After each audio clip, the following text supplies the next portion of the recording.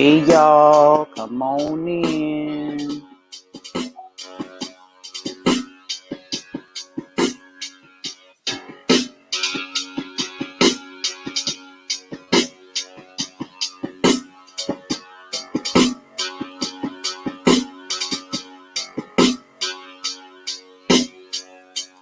Come on in. No sweat, tears, something many years, fucking do it for the culture. Now that we aware, revolutionary wisdom music when you're older. Better move a mind through it all the time, standing on divine shoulders. Living for the non-motion, positive energy waves. Spirituality is for humanity, fuck what the enemy say. Motivated in heavenly ways. You know Babylon petty these days. That's a message that gotta be brave. For the record, we heavenly played. Come on in, y'all. People should just be a regular day. White supremacy, oppression, find and overcome all that. Get a poverty, depression, find and overcome all that. Any negative reflection, find and overcome all that. And you know what it is.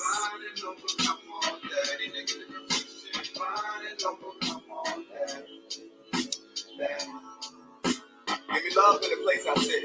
I'm a king in the ring I get. More from the hieroglyphs. I'll give my eye, I'm fed.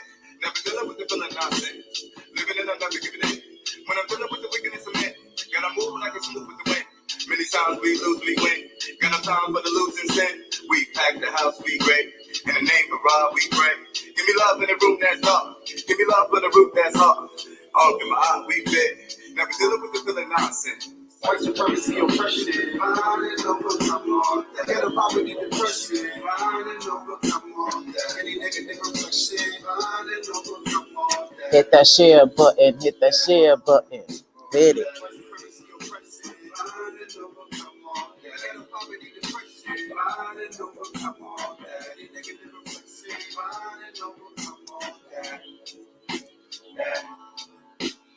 Nappy head, dirty t-shirt, more sneaks to my feet hurt. Down 5 a.m. from the dirt. Trapped in how society works. Known criminals to the day of birth. How they label me, it never fades me. Brush it off, keep it pushing up. For the people who I do it for. Out the trenches we'll be pushing for. So the time now when we on go. Black matter so I start glow. Hair wool with a penny tone. God like with the melon flow. Mind right, never steer me wrong. God like with the melon flow. Mind right, never steer me wrong. White supremacy, oppression, find and overcome all that. Get a poverty, depression, find and overcome all that. Any negative reflection, find and overcome all that. White supremacy, oppression, find and overcome all that. Get a poverty, depression, find and overcome all that. Any negative reflection. Hey, how are y'all doing this evening? This is AMPspirationTTV, and I am your host, the Plum Queen, and we are here with my girl, Akila Speaks. How you doing, sis?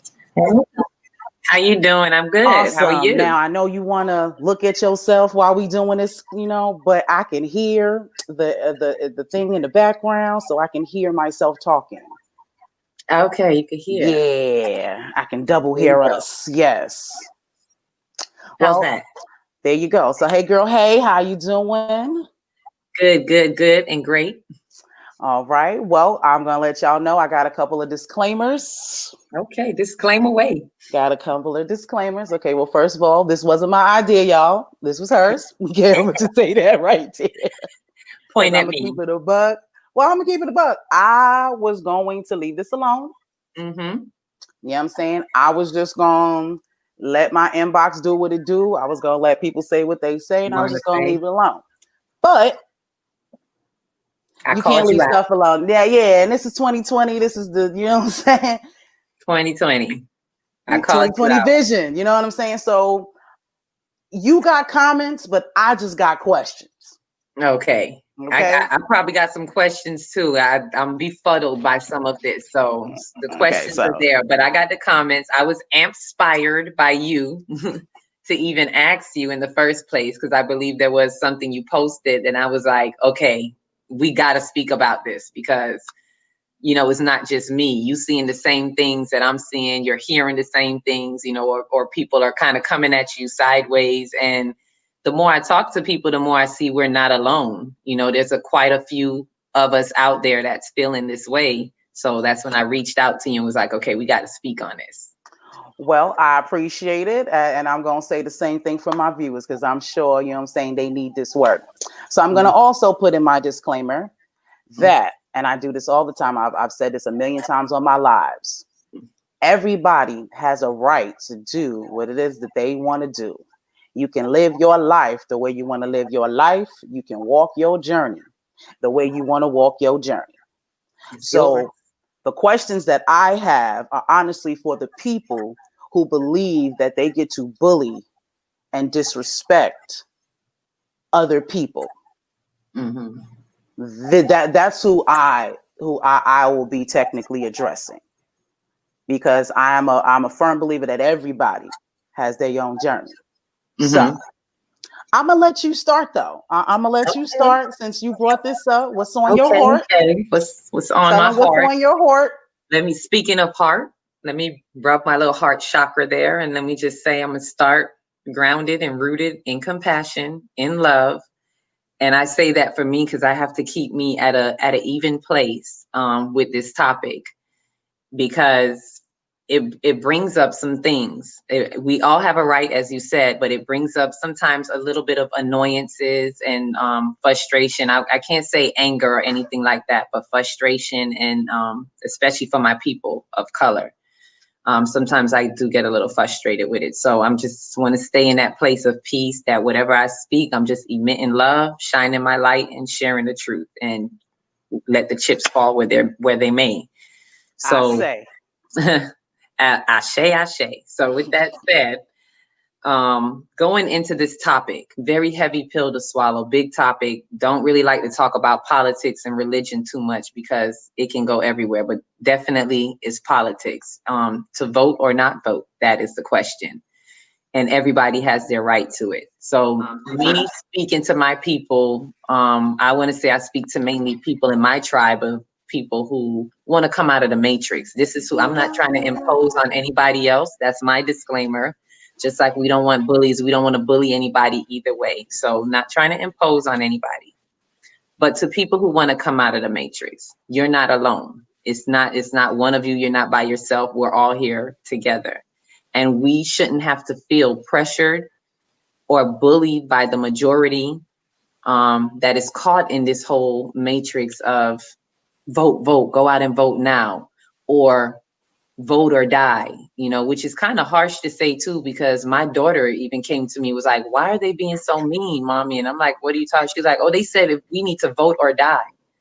So it's even being pressured on kids in that way. Imagine kids hearing that. And this is a slogan. This is what they're putting out there, just with the whole voting aspect. So just like you have the right to vote, we have the right to not vote. And so that's pretty much what I want to speak to in that regards. We have our right to hold our firm ground and not vote. And I'm pretty sure people have different reasons why, just like you have different reasons why you do vote. I spoke to someone and it was just like, look, because I don't know what's going on. This was her reason. I'm not voting just because of the simple fact that I really don't know what's going on. You don't know who to trust. You don't know who to believe. And just like the thing that you posted, voting for the lesser is still voting for evil. If they're both evil, you picking the lesser evil is still evil. So people sometimes just don't want to put their hands in that. And they have the right to that if they don't want no parts of it. And for me, when people ask me plain and simple, I usually just give a quick, I'm plugging out of the matrix. This is me just plugging out because this is all a system. And we have to open our eyes to see that this is a systematic, this is programming. Tell I vision is to tell you a vision. Tell lies, however you want to look at it. Tell lies to your vision or tell a vision. It means to tell a story. So they've been controlling us for quite some time. If we just pay attention as a people, they've been controlling us for quite some time. Ever since television got invented, this was their way of programming us. And now they're flooding us with it through social media and television. No matter where you look, you're being flooded with vote, go and vote. And I say this to my people to just ask this question. This is one of my questions, Queen. I got questions too. Okay. All right. My questions is why when people are flooding us with information, why do we not stop and ask why? What is it that you want to flood us with this information for? Even with COVID. To inform you. I'll answer for them. They're going to tell you to keep us informed. Oh, that's the answer. To inform us because they care so much. To keep you, let's say, under control. Let me give the answer now that it's for control. This is what I try to, tell people when I talk to people. Look at commercials. Commercials, they don't pay millions of dollars for commercials for nothing. It's because these people in the upper heads know that it's subliminal messaging. A lot of people think they're not affected, but you are. You'll be watching a Kit Kat commercial for however, let them keep playing that Kit Kat commercial. Then when you're standing in the store, all of a sudden you feel for a Kit Kat. All of a sudden you feel for a Snicker, whatever commercial they're playing. And it works. It's not just talk. This works. I actually passed. I passed a government. What you take in high school again? Government and economics. And there was a project. I'm thinking about high school, government and economics. And the last year, I think it's your senior year, you usually take government and economics. It depends on where. It depends on where you are. Yeah. Okay. I didn't have that class. You didn't have economics? We had, that was an elective. That wasn't a mandatory class. I went to a performing arts high school. So we had 5 classes that were for our major, and then we had 4 academic classes. Oh, okay. So it's I guess different in different states. But we, in our economic class, we had a project study of doing, I think it was a stock market study, and my group actually won. And when they asked, I remember everybody kind of pointed to me because every time we met, I would tell them, pick this, drop that. I don't know nothing about stocks, right? So when the teacher asked me what made me pick what I picked, I'm going to be honest with y'all. And I just told the teacher, simply commercials. I watched a lot of TV and I watched what was playing on commercials at the time. And if I remember that time, it was, what's the bald head guy? Tyrese, the Coca-Cola commercial. That was playing in heavy rotation. So I told him to pick up Coca-Cola. So whatever it was a cleaning product. I think Mr. Clean, whatever was playing in heavy rotation, that's what I picked. And that's what we want, how we want our stocks. I don't know anything about stocks and bonds, but I know commercials. So if you apply that to today, right? If you just pay attention to whatever they're flooding you with, whatever they're programming you with, there's a reason why they want to funnel your attention in that area. And if you notice through COVID, what information were they funneling? It was always a lot of voting. They cut down the whole country, right? They shut down everything, but they didn't shut down voting. They flooded you with voting. They wanted to still prepare your mind and get you focused on voting. And then coming out of that was what, George Floyd. But go ahead, Queen. I got a comment about that flooding you talking about. I want to ask my questions. You just gave me an extra question. Okay. The whole 35 years of my life. No. Anybody 30 and up, anybody my age and up.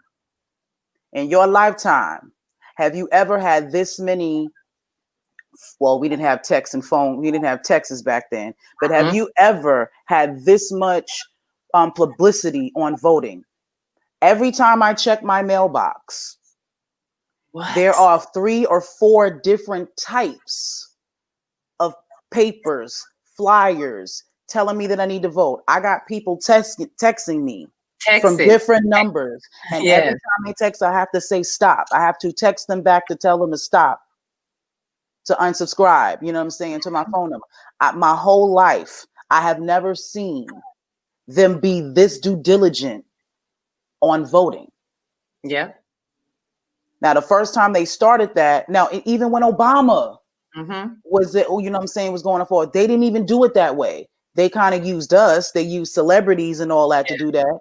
Now they can't do that. Now it's just, it's almost like they're trying to force you. They're having people come to your house to talk to you about it. To talk to you about voting. When in your whole life have they ever done that? And that should tell you why. Why are they doing it now? And it's because it has a lot to do with the 2020, with everything that's happening, the whole reason for COVID and all of their COVID agenda, because they're losing control. They're losing control. And the only way to keep control is to keep control of your minds, and they need the people to believe this is a democracy. And like I've said before, what people need to wake up to is, first of all, understand this is not a democracy. This is a capitalist country. This is one big corporation. Our ID, what is it? Our social IDs, or that's pretty much our work ID. We are a part of this corporation. There is no true democracy, but they need you to believe there's a true democracy. So now they're flooding you with all of this because they know that people are losing it. They know that they're in this great awakening in 2020, and I'm pretty sure astrologers can tell you as well. There's a mass awakening happening. The veil is coming off a lot of people's eyes, and you can't think that the big heads, the elites, they are definitely aware of this. They know that they're losing ground. And like I always say, desperate people do desperate things. Desperate energies do desperate things. So they're desperate right now to keep control over people. And voting is definitely one of the ways. They want to see who they still got. Just by you going in to vote, they want to see who they still got locked in, is what it's all about, while they work on another form of control, which is the COVID, the vaccinations. Let me say that, certificate of vaccination. So they want to, this whole voting is just to keep you in control while they pass over to the next thing. And the next form of control is when they start issuing those vaccines with the nanochips and all that other stuff in it. That's a whole nother form of control. But that's something else. I was just gonna say, I'm gonna keep it a buck. I'm sitting here listening to you, and everything that you were saying was pretty much what I would have said if I would have done this live myself. And the reason why I didn't is because everything you're saying is 1,000% true. But all of the naysayers right now, they're talking about you're crazy right now. Oh, yeah. You're a conspiracy theorist. You don't know what you're talking about. And this is why I got questions. Yes. Give those. Because if you can't answer these questions, like, all right, let me get to a question. Matter of fact, let me get to, I'm learning, y'all, this is going to be the first episode where I get to share the screen and I can show y'all some stuff. All right. Let me just give y'all a rundown. Let me give them some facts, things that they know. Okay. Now, you're talking about equality. They're talking about our vote counts. Yes. Right. And we need to put people in office to represent us.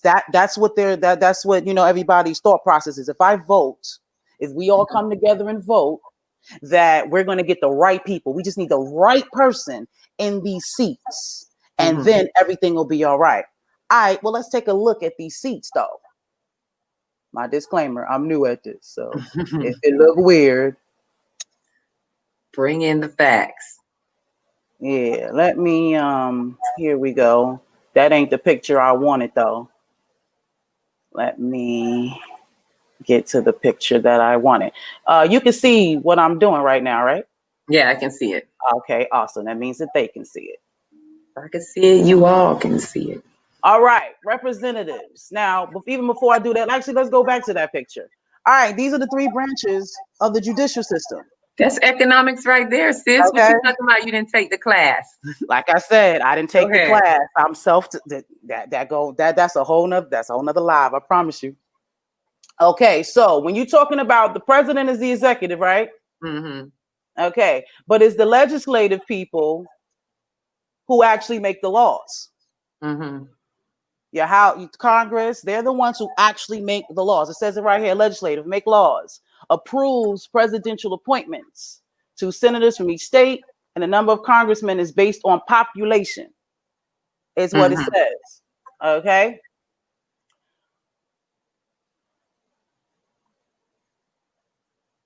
Let's look at the demographics of that. You have the House of Representatives and the Senate. They all make up Congress, which is the legislative branch. Okay? These people are supposed to represent us, and you say that when we vote these people in, they're our representatives. But I want you to look at those stats.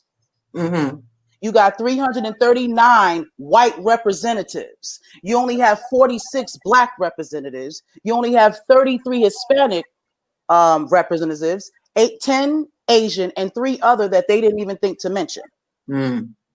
On the Senate, you have 90 white, 3 black, 4 Hispanic, and 3 Asian. Please explain to me how this represents us. How is that equal? All these people, 435 people that hold these seats, and these are the ratios of the representation. Which is still all white. And it's 45 presidents, sis. 45 presidents have gone by, and these are the stats. Please tell me why would I think that I'm representative?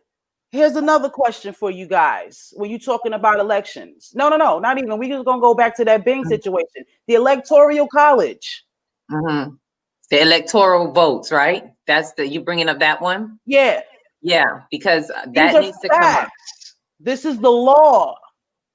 Right here. Mind you, this is from a Google search. That took about a few seconds. The Electoral College, the system by which the president and the vice president of the United States are chosen. Let me say that again. The Electoral College, the system by which the president and the vice president of the United States are chosen. Exactly. And that points to, I'm glad you brought that one up, because when someone asked me, I took it back to there. I said, let me tell you from when I plugged out of the matrix, to be honest, this is not new for me. Plugging out of this whole political matrix was back when Bush won the second term. This is when the reality hit me and the blinders came off. When Bush won and everybody had voted against Bush, I believe it was Bob Dole at the time, but everybody was shocked. How did he win? This was everybody was so shocked how this man won. And this is when they gave us the excuse or the reasoning that because the popular vote doesn't count, because you could clearly see that Bush had lost the election, right? But he won still. And this how everybody was confused. But how? Tell me how. So their answer that they gave us was, well, due to the electoral vote. So this is where the reality sit into me at that time that, oh, so our vote don't count. And I'm sure I'm not the only one, because I was hearing this all around. This was the new wave around that everybody was saying, so what's the point of voting? Everywhere you go, this is what people was talking about. What's the point of voting? So I'm pretty sure that they knew that as well, that this knocked out a lot of people's belief in voting. And they need you, believe it or not. People think this is light, but the government needs you to believe in their democracy. If anybody has watched Olivia Pope, what's the biggest thing on Olivia Pope? They put this stuff in our face. If you watch it, they'll tell you Olivia Pope will die trying to keep the republic alive, trying to keep people believing in the Democrat and believing in the republic, period. So their biggest fears, I always say this, the government's biggest fears is when people no longer believe in the democracy, when people no longer go. So our biggest protest, I know Black people don't want to hear it, but the biggest protest we could have done is not vote. That's actually the biggest thing that would have scared the hell out of them, is not vote. So anyway, I digress. You on point. Let me go back to my point then, is that I took back. Now, when I saw this is clear. People, you cannot miss this. They are telling us in our face that the popular vote doesn't count. We are the popular vote. We're not the electoral vote. So as you just saw in what you pulled up, who determines the presidency is the electoral vote, not us, not people that go to the polls before or on November 3rd. They are not counting your vote, because even if all of you vote for Biden, even if everybody vote against Trump because they want to get him out so bad, if the electoral vote says Trump, that's who's going to still be there. Let me get mean on you real quick, Akila, because not mean on you, but them. They know that shit. You know why they know that shit? Because that's how Trump got into office. This is what I'm talking about. They already know that, though. Just like you said with Bush. That's how we figured out. That was the first time they showed their hand on the electoral college. Because I promise you, and I never heard that before. I never heard about that before until that either. Until Bush. Exactly. Exactly. So that just happened with Trump 4 years ago. Mm-hmm. Hillary clearly got the popular vote without me voting, I'll add. Mm-hmm. Without me voting, y'all picked Hillary. And how did that work out? Right now? Mm-hmm. Trump. So everybody that ever said to me that I'm the reason why Trump is in that seat, shut the fuck up. This is the definition of insanity for me. People keep saying, what's the definition of insanity? When you keep doing the same thing over and over again and expecting something different. Why are we expecting something different? It's the same thing. They're going to give you the same thing over and over again. They got comfortable with it now, so they could easily tell you, oh, Hillary didn't win the electoral, because they know this is the excuse they told us already, and they feel like everybody bought it, which most people have. Most people buy it. They still, to me, this looks insane. How is it that we now know that our popular vote does not count, but yet we're going to the polls crazy, and we're dragging people with us, and we're bullying people into voting, and we're forcing people to vote when we know they're showing you clearly, you going to the poll, we're not going by what you say, we're going by our electoral vote. And who is in the electoral vote? That's our who are those people that we don't know? That we don't know that they put into that they elect every 4 years. Mind you, this is not just a regular. They get picked every 4 years too. Mm-hmm. And we don't know who they are. Who are they now? And these are people who represent each state. It's two of them. So who are these two people? Who chose them? This is why they say the electoral, from what I understand, the electoral vote is people like from our states, our local people. This is why the next thing that you'll hear people say is, oh, that's why you got to vote locally. No. That's why you need to vote locally. 2 people gets to represent a whole state of different types of people. I'm from New York. Do you know how many types of people are from New York? 2 people represent, but this is the madness. 2 people are representing every nationality, every group of people who have different needs, different wants, different everything. This is the madness. This is what they want. How, Sway? How does that make sense? I got another question. Go ahead. Why are there only 2 candidates? Oh, miss me with, oh, you can vote liberal. You can vote this. No, when we see them debates, you see 2 people up there. You only see 2. They don't have, the last time I remember an independent party. I don't know if you remember, but Ross Perot.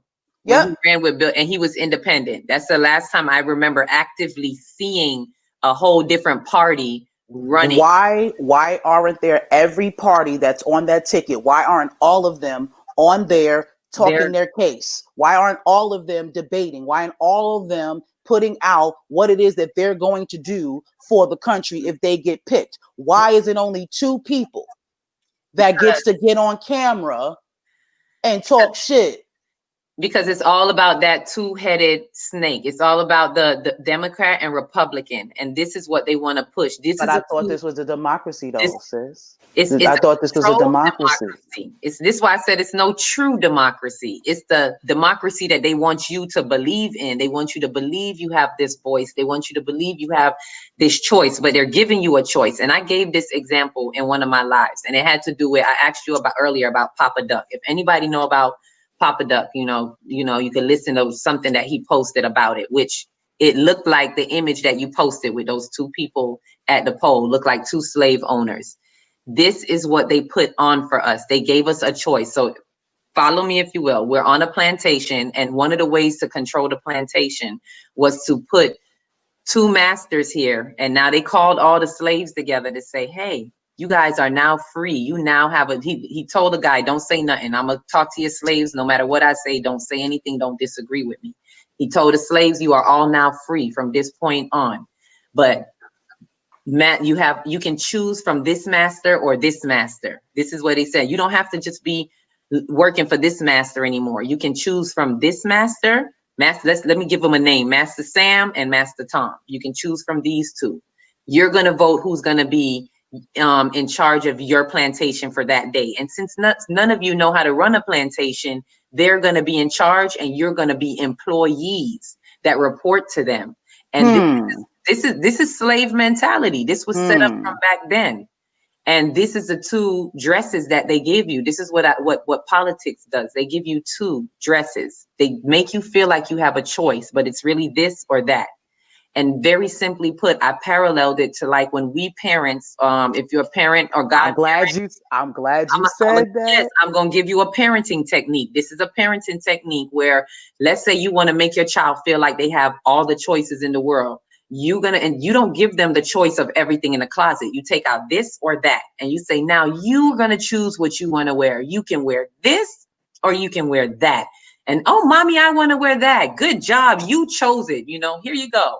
Make them feel like they had a choice. Wasn't a choice at all. You gave them their choices. You gave them their choice. So this is essentially what they're doing with the whole Republic, Democrat. This is our 2 dresses. You can do Democrat. This is what the government is doing to us. Here you guys go. You can choose. You can do Democrat or Republican. But either way, you got to pick one. So do you since really you answering questions, you answering questions. I got questions, you answering them. You answered the question. So let me ask you a question. Why can't we swap them?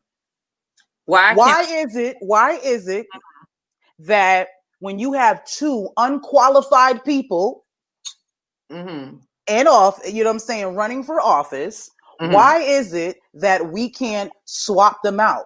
Why are those have to be the candidates? Oh, because Trump obviously was not qualified to be president. So why was he up for it in the first place? Let's look at qualified. Let me give it to you. I know some people ain't gonna like this and probably want to call me conspiracy theorist again, but I can only give my truth. We have to understand that they're handpicked. Just like you heard the term handpicked Negroes. I was watching something on that earlier. We have these handpicked Negroes in our society.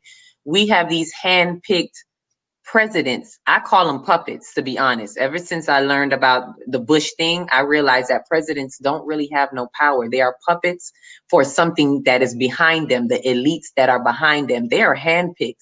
So believe it or not, Trump was just as handpicked as anybody else. He's doing exactly what they need him to do, to be an ass in that office, to say whatever he want to say. And certain presidents, I don't know if you noticed, but there's certain presidents that can get away with saying things a little bit more than others. Some have to be more constrained. They can't like even Obama. I love Obama. I love his charisma and everything, but Obama was also handpicked as well. The biggest handpicked Negro, to be exact. And he can't say the things that Trump can say. Nope. Let me tell you, if people are being wise to pay attention, this is how you know which presidents have a certain allegiance to the elites. That means they're more in the inner circle than the other president that can't really say much. So remember, Trump is a money man. Trump is also a part of one of the elites and whatnot. So he's closer to the elites that's working behind the fields or, behind the scenes that we don't see. The ones that are actually running the government, not the president. This is one thing that we're fooled to think, that our president is running everything. They're not running nothing. They can't even pass a law. Just like that thing you just put up. If the president want to do something, this another way how we fooled. If the president wants to do something, it has to pass through Congress and all of that, like what y'all seeing going on with the stimulus checks right now. It has to pass through all of them. He can't just come out and say, hey, I'm president and I want to do this. Nope. No, he's not the lawmaker. He's not the legislator. He is the president. He can come up with some stuff and he can put it on the desk and they can look at it and let him know if they're willing to pass his bill or not. So they don't really have the power that you think they have. And if they want to do what they want to do, to be honest, if people really look at history, a president who does what he wants to do, JFK, y'all see what happened to JFK. If you come in there thinking you're going to come in here and make things better for the rest of the world against what those elites behind the scenes want to happen, they will off you. And as we all know now, JFK was not killed by some random person on the street. I'm pretty sure everybody is aware enough now to know it was a setup by the very hands of the government. So what is the reason that they would want to take out their own president? He's not going along with what they want him to go along with. These are things, this is how I piece all these things together to understand where we really stand in this system, in this society. The president don't really have no say so. we don't really have no say-so. This is a capitalist country, and it's all about the elites and who wants to stay on top. And then remember, for them to be on top, they got to keep their foot on everybody else's neck. I'm going to give a suggestion before I ask another question. Well, make a statement this time. Go ahead. Y'all, everyone should watch House of Cards. Like you had said earlier, they put what they do in plain sight, and they tell you it's entertainment. So you can call people like us crazy. Scandal told you exactly what they're about. This House of Cards goes even deeper into it, because you have a congressman who works his way into the presidency and fights his way to stay there because of all of the House of Cards on Netflix. You can binge watch it. I think it's about 8 seasons. I think it's well worth it. That tells you exactly what the government and how they run, what they do, and why. Yep. Call it entertainment if you want to, but it's there. But I have one more statement with that. You're talking about presidents and all of this other stuff. For the folks who say that people like us who don't vote put people like that in office, I have a question. Why are there only 3 qualifications to become a president? You're talking about the person who's supposed to be the ruler of the free world. Why is the president only have to be a natural born citizen of the U.S., minimum age 35? 35. Yeah, 35, and you need to be a resident for 14 years. Why are those the only 3 qualifications to run America? Because that's they all. Don't say nothing about politics. They don't say nothing about politics. None about that. Nothing about political qualifications, right? No, you ain't got to have no type of legislative, background. You don't have to be in another political, like work your way up. You know how like when you're in law, you become a paralegal, and you work your way up. Like Trump. You don't gotta have. Look, Trump was a reality show star, and I mean, of course, he's an investor. Everybody know him for Trump Towers and being an investor and a money man and all of that. But money. When did all you gotta do is have money to be president? So that means that technically, I'm gonna keep it a buck. No. Technically, I can run for president. 35. I was born in the United States. I am 35 years old, and I have been living in this country my whole life. So you're qualified. I am qualified to run for president. Why does it only take those 3 things? Because they're puppets. That's it. They don't have no real say so. This to prove to you certain things, that they're just puppets. But I wanted to go back to when you said entertainment, because that just kind of stuck out to me. Let's look at that word, entertainment. Enter and tame. The entertainment is also like distractions. This is another thing I want our people to look at.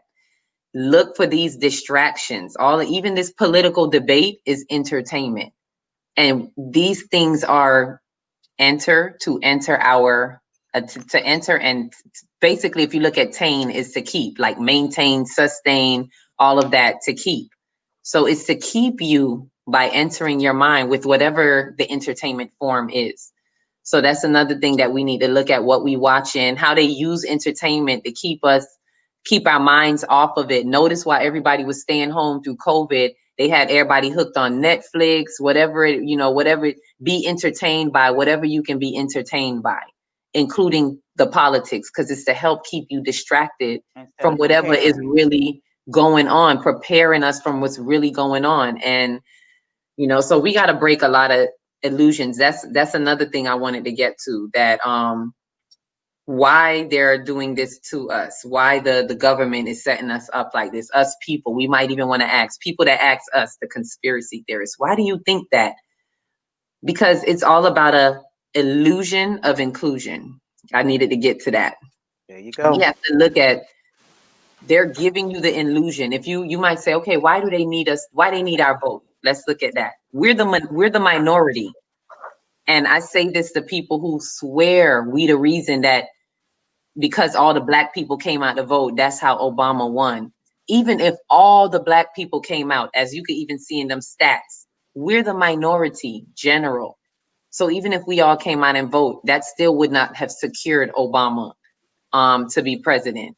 They lined it up so that it can be so. We just need to be real with ourselves. Let's not kid ourselves and act like because all the black folks came out, that's how he won. They need us. When you ask, okay, why do they need us to believe in voting? That was the question that I had to ask myself. Why do they need us to believe?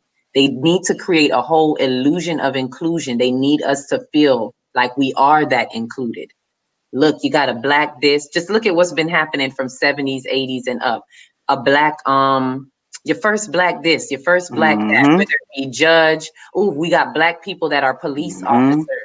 All of these things are illusions of inclusion. They want you to feel included. And let's not kid ourselves.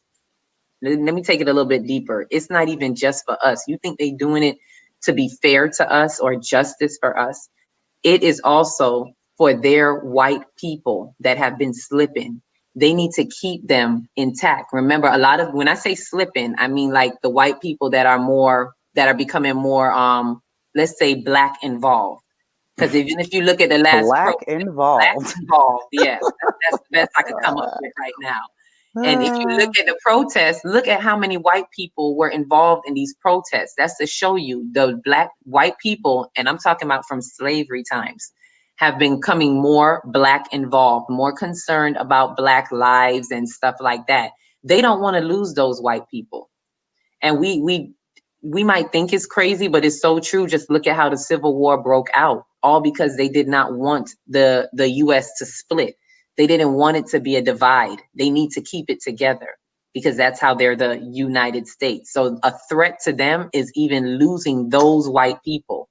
So even them being fair to us, fair, even them abolishing slavery, all of this stuff, it was to their benefit. It was to their cause to keep their house, so to speak, together, because they know that they're losing. They just reframed it. They just reframed the system. We're still slaves. You guys, if you don't go to work, you can't live.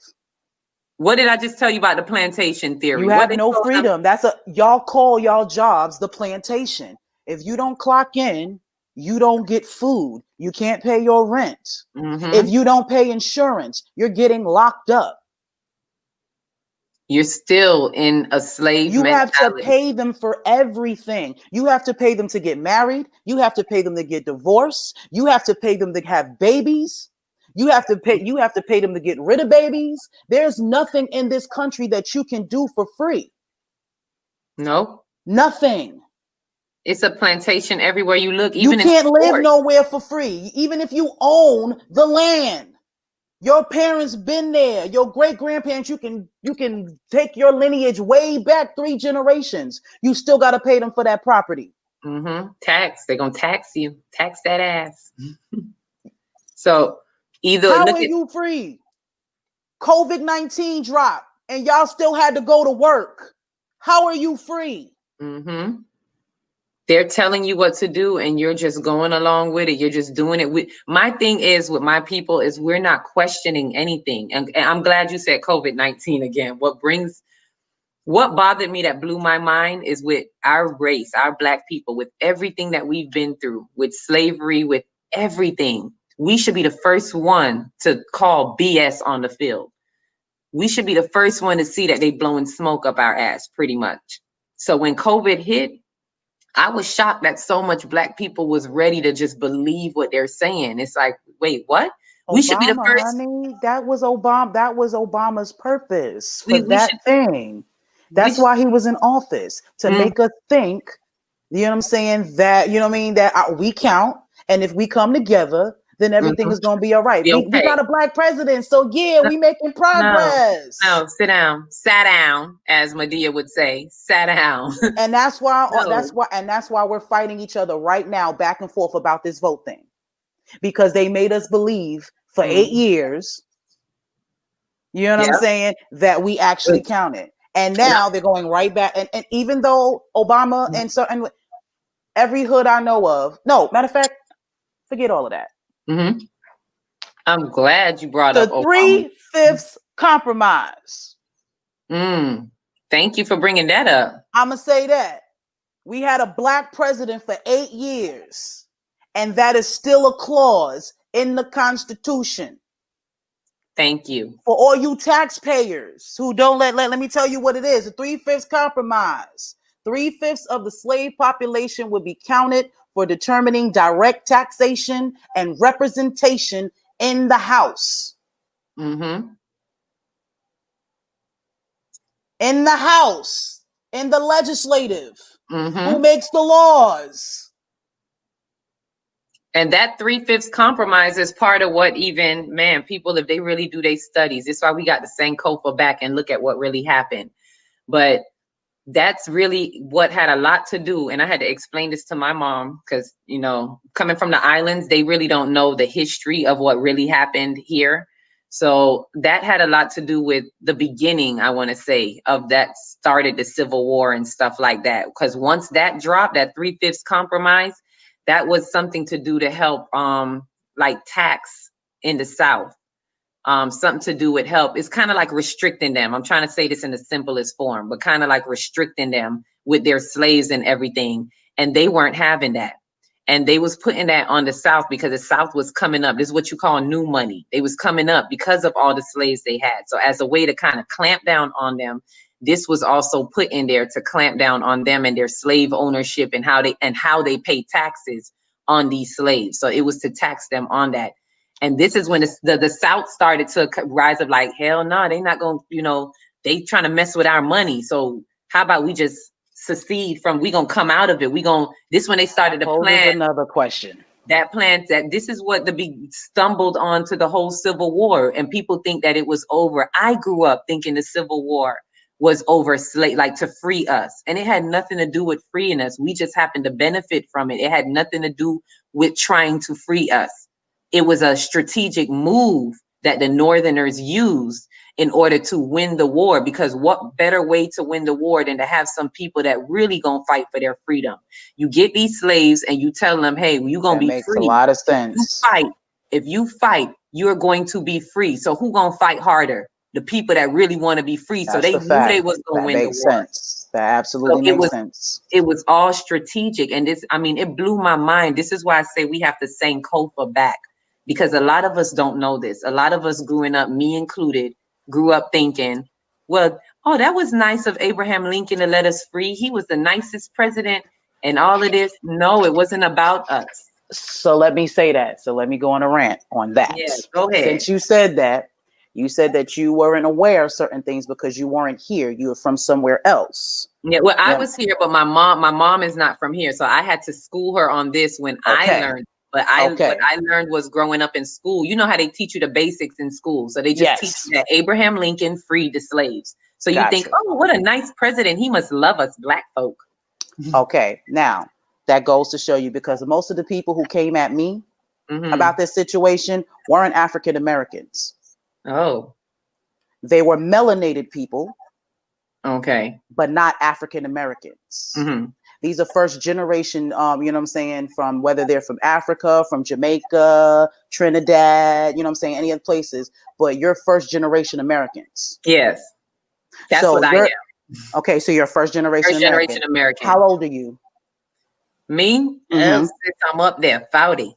Okay, you're 40 years old. 41. Birthday you're 40 years old. You look great. I'm planning on looking like you in 6 years. That is the plan. So your parents wouldn't know about the civil rights movement or any of those things because they weren't here. They weren't here for that. Right. So I got a problem with people whose parents weren't even here doing that. Mm-hmm. Your ancestors and your peoples didn't fight for none of these civil rights that you're talking about. All those who say that, oh, our ancestors, they died for the vote. Not yours. They did not. Not yours. And not yours. Not yours. Not yours. Mm-hmm. You weren't here. You're actually just benefiting. You know what I'm saying? Off, you know what I'm saying? Off this fuckery. You didn't actually go through that struggle. Nope. So to those people, you need to shut the fuck up. They have to, these are the people that if you're not willing to look up and know, see, I'm a sojourner of truth. I'm about seeking truth. You can't come and just speak stuff if you're not willing to really dig deep and find the truth. For me, even though I'm first generation born here, I'm always willing to dig up and I want to know the truth. So if it's, as soon as it's revealed to me, I found out in an African studies class in college, not in regular school, but in college is when when they give you certain facts and you kind of put it, you like, oh, so that's what really happened. Oh, okay. So this had nothing to do with us. You gotta pay them. They indoctrinate you while as a child. Then when you get an adult, you have to pay them for the truth. Because the things they tell you growing up, our kids are so misguided. Black history that they're given, they don't even know. They don't have a clue. I've worked around other children. I've worked with kids for over maybe 15 to 20 years. And I'm always teaching them separately because they're not they'll tell, oh, Miss Cass, we're not learning this in school. They didn't tell us this. Because they don't give you all of that. They give you what they want you to know, what they want to indoctrinate you with. So you grow up believing this illusion, a part of being in the illusion of inclusion. You're believing this whole fallacy. So it's not until you're willing to, this is why I keep saying we have to Sankofa back. But sis, before we can Sankofa, anybody who's doing any Sankofa work, we have to first break the illusion. We have to first be willing to break the illusion. And what do I mean by that? Is we have to be willing to break the veil of everything that we thought everything that we thought it was this, and we knew and I mean knew, like you just think you know. Everything that you think you know, you have to be willing to break that. And if you're not willing to break that, you're not ready. Shut the fuck up. That, and you're not ready to Sankofa back. You're not ready to do the work. Because as I say, Sankofa means to go back and retrieve the information for what the truth is. But you have to, if it's not broken, when you go back, you're not going to even know what the truth is. If it slapped you in your face, you're not going to see the truth because you have not broken whatever the illusion is first. You have to first know that you've been lied to all your life. See, here's the thing, sis. There's a lot of people who they know what's up. Let me tell you something. There are a lot of ciphers in the world. Anybody that's seen the movie The Matrix, you should know who Cypher is. Cypher is the snitch. Cypher is the one who likes ignorance is bliss. He don't want to taste fake steak, even though he know it's fake. He don't want to eat the mush. He don't want to deal with the real world. That is the majority of the people who are running their mouth. I'm going to keep it a buck. There are a lot of people who really don't know and, just really want to do the right thing. But there are people who know exactly what's going on, but you're comfortable. You have finally made your way through this system and you've made it work for you. And now you can't undo that. You don't want to go eating mush.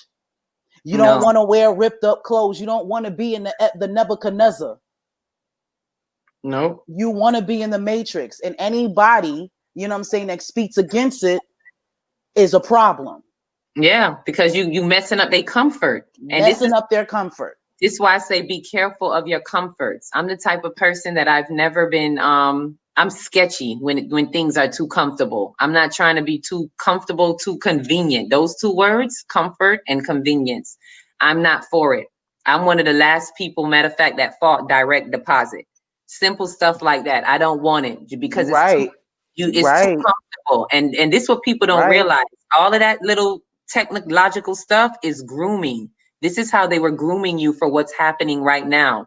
For them to know that they could shut this world down. Let me tell you something. The government ain't dumb. For them to know that they have the balls to shut this world down, they knew that they could do it because we're at a place where they know the majority is computer friendly. They know everybody's swiping cards. They're using their phones to pay for stuff.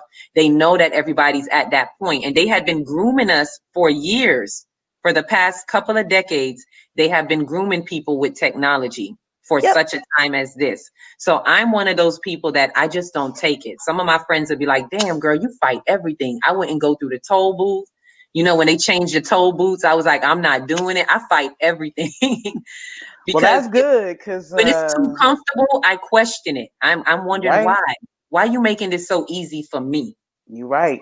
We live in a microwave society, and that's the type of mentality we have. We want everything right now. Nobody wants to wait and take the process like nature. No, See, that's how we're really supposed to go. Do things by natural, it's natural course. But we don't do that because we got microwaves. We know rice take 20 minutes. Mm-hmm. But nah, we want our rice right now. So now we got so you're nuking your food, and I still do it. I still got a microwave. So I ain't trying to come at nobody and not talk about myself. I try to use it less, but I got do. mine too. I do the same. I use the stove more, but yeah, all the comforts is why this is such a hard thing. Even with homeschooling, we done got so used. Parents done got so used to someone else teaching their children that they don't know how to teach their children. You don't know how to adapt back into that. Like you said, we're extremely comfortable. Yeah. And they're using that to their advantage. They're setting us up to control us completely. Because guess what? When you're talking about everything going digital, you know what I'm saying? Everything going on technology, they monitor all of that. Yeah. Everything. People, every transaction you make, they know you doing it. You can't, you can't do nothing on the sly. When you have your phone and this is another thing. People have their phone and they Facebook and everything. My location, my this, my face, this. Even when you do facial recognition to your phone, I don't even do all of that because that's going straight to their database. All of that is going straight to their big server database. Well, I'm telling you, honey, they are putting it in a position where you won't be able to have access to anything without doing it. Like even with me, I didn't like that either. But now they're making it harder for me to even get into my bank accounts on mobilely. You know what I'm saying? It is almost like they force me to have to give them my fingerprint. Let me show you how difficult I am, sis. Just because how you said that now, I don't even do that. Like my brother make fun of me because he's like, "You the only person I know still go to the bank." I go to the bank. I don't have nothing on my app. I don't do bank online. Like I may look it up online. I may go online to see, let me check what's in my account, but I don't have it on my phone. Nothing like that. I always kind of go the long way around. And reason being also for times like this, I'm learning how to detach. I'm practicing how to detach from the system because that's the problem. They get you hooked and then you don't know how to function off of it once you're stuck in it. So I'm trying to keep things as simple as possible as I can. I'm not going back to caveman days because I had to check myself. I'm like, look, God didn't give us progression for no reason. We got to evolve. I get that. We got to grow. I'm not knocking all technology. We have to evolve. And some of these things are to our benefit. But there's a balance to it. And I have to learn what to detach from. Certain things I'm just like, I'm not doing that. I'm not going here. I tell people, I haven't been to Walmart since March. I haven't shopped in Walmart since March. I have my own reasons, but as time went on, I wish. I'm trying. Not I wish. I'm trying. I'm gonna be like you when I grow up. You put your mind to. 1,000%. But at first, I was skeptical for like other reasons, but as time went on, I realized it was a bigger reason why I'm not stepping foot into Walmart no more. And I think it was after the George Floyd thing hit and all of this pro-Black stuff started to come out, which I was already on. I was ready to boycott these major entities 4 years ago. I don't know if you remember, but in 2016, there was a lot of racial stuff happening around the same time, right? And I was ready to, there's somebody that put out, let's boycott these major stores for like 6 months. And do that every year. I post something like that every year. There's a post that circulates every year that I repost, and people do it. If we would just not shop at Walmart, if everybody in the world just not shop at Walmart for one day, just one. One day. We did it before. Montgomery, Alabama. But they can't seem to, that I was ready to do this. We don't do that, but we're not about to do that. We're not about to get rid of our comforts. We're not about to not be comfortable, and people don't understand that. That is the only reason why our ancestors actually got somewhere, because they were willing to be, they were already uncomfortable. Yeah. You know what I'm saying? So they was willing to be extra uncomfortable to get where they need to go. People walk to work during that boycott. Walk to work, carpool. They meant that they were not going to ride that bus since y'all did that to Rosa Parks. And that was for days. That wasn't this is what I try to tell people. That wasn't no 1 day, 2 day. No, that was like a week. Yeah, it was a long time. Days upon days of not riding the bus and all of that. And they stuck it out. But a lot of us today, money. we don't want to be, like you said, uncomfortable. Nope. We don't want to be with our comfort. So a lot of us, our sins, like I put a post the other day that forgetfulness is the cause of a lot of our sins. Of all our sins, it's just a matter of forgetting, because all sin means is you made a mistake, you missed the mark, and we miss the mark because we forget. We forget about these things in history. We forget about the powers that we have. Nah, the baby. Oh, yeah, the baby woke up, had a nice nap. But yeah, we forget she did about. Good. We've been in on a whole hour. She did good. She did good. So we forget about these these things that like Martin Luther King, like you were saying. And if we could just remember them, then we could follow in suit, and we can make some changes, make some differences. But these people today not willing to. We gotta I don't know what it is. We love ever since Black Panthers. Like Black Panthers was our last distraction. I love Black Panther. I'll watch that movie a million times, but those are their distractions. They give you a little bit and make you feel like, oh, you were a part of this. And then we go right back into, you know what I'm saying, into the way life really is. That was a movie. And then they show you who you are and what you should be doing. And you don't. Y'all, the only unity we did was come together in numbers to go see that movie. Yep. Entertainment. To entertain. You will spend money. You will come together. Even just that. That's the only thing that we like to come together with, is to entertain ourselves. Y'all will go to parties. COVID now. Did y'all take y'all kids out for trick-or-treating? They probably about did. to go, you know what I'm saying? You about to have Thanksgiving. You about to do all of that because it's entertaining. You don't mind risking your life, spending your money on entertaining yourself, but you won't put that into saving yourself. Nope. And these are the things that confuses me, where we want to put our time and our money. Like I wondered that. I said, I wonder what everybody gonna do for holidays. With all that spend their money. So when the holidays come, we still gonna spend our money, and it goes back into their economy. Like this is we're the black, what they say, black dollars. We spend the most. Black money, dollars matter, not our lives. And this is where our control would be. If we could control where we spend it, if we stop spending it in their entities, their enterprises, their Walmarts and so forth. Like I always say, I can't make nobody do nothing. I just know for my part, myself, something in me said, don't go to Walmart. And I just stopped. Something in my spirit was just like, stop going. And I stopped cold turkey. And I haven't been back there since. The fact that you said it like that, I stopped going to Walmart cold turkey. Cold turkey. Like it's a like it's an ism. Like it's an ism. Because I was addicted. Everything, when you think about it, I was like, everything is in Walmart. Walmart killed our mom and pop shops. People don't realize. And notice where Walmarts are. They're usually in the black neighborhoods. If you go to the uppity neighborhoods, you'll find Target but you're not going to really see Walmart. Walmart is usually in the black neighborhoods, or the brown neighborhoods or whatever. Out here in Macon, they're everywhere, but the quality changes depending on the area. Yes. So I live literally 2 minutes away from a Walmart. You know what I mean?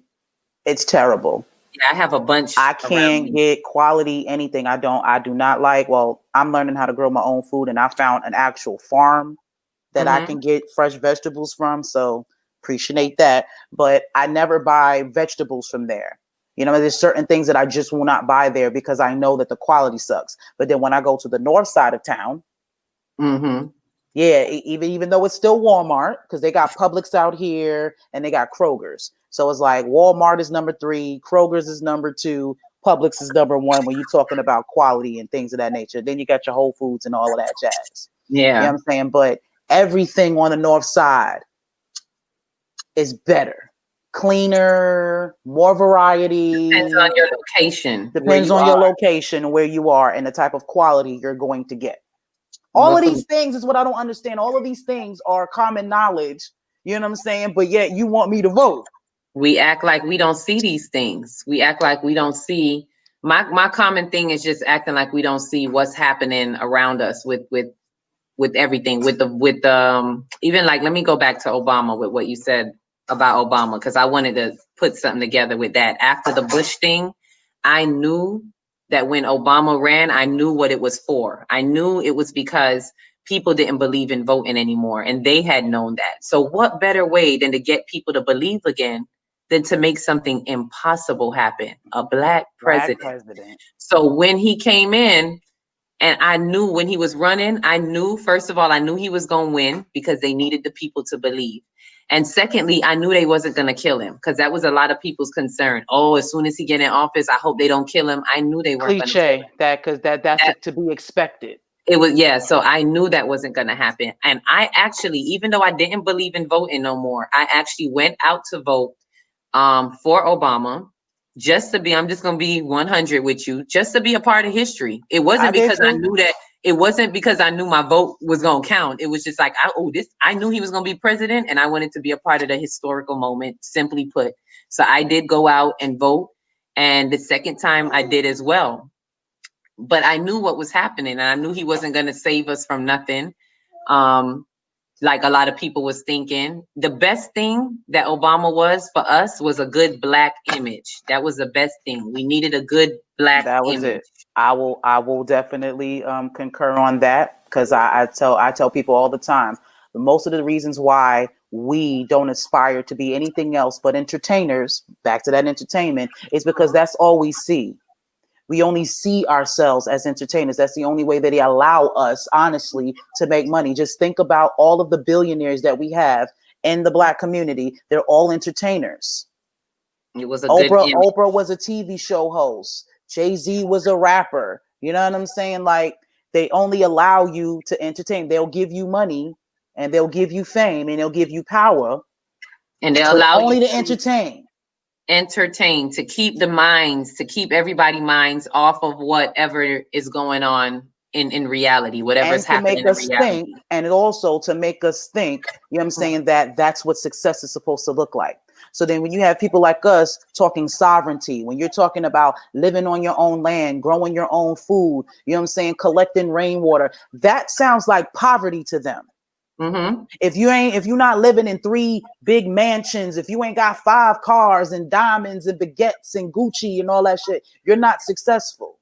Illusion of inclusion. You know what I'm saying? Not understanding that continues to make you a slave. This is why I don't, you know what I'm saying, these celebrities just come off my list, because they can't do anything for us. They can't say what they, even if Oprah and all of them wanted to be for the people, they can't, because they will be canceled. That they wouldn't be billionaires anymore. They will take away all of their endorsements, all of, everything that makes them money. They will shut it down. Ask Nick Cannon.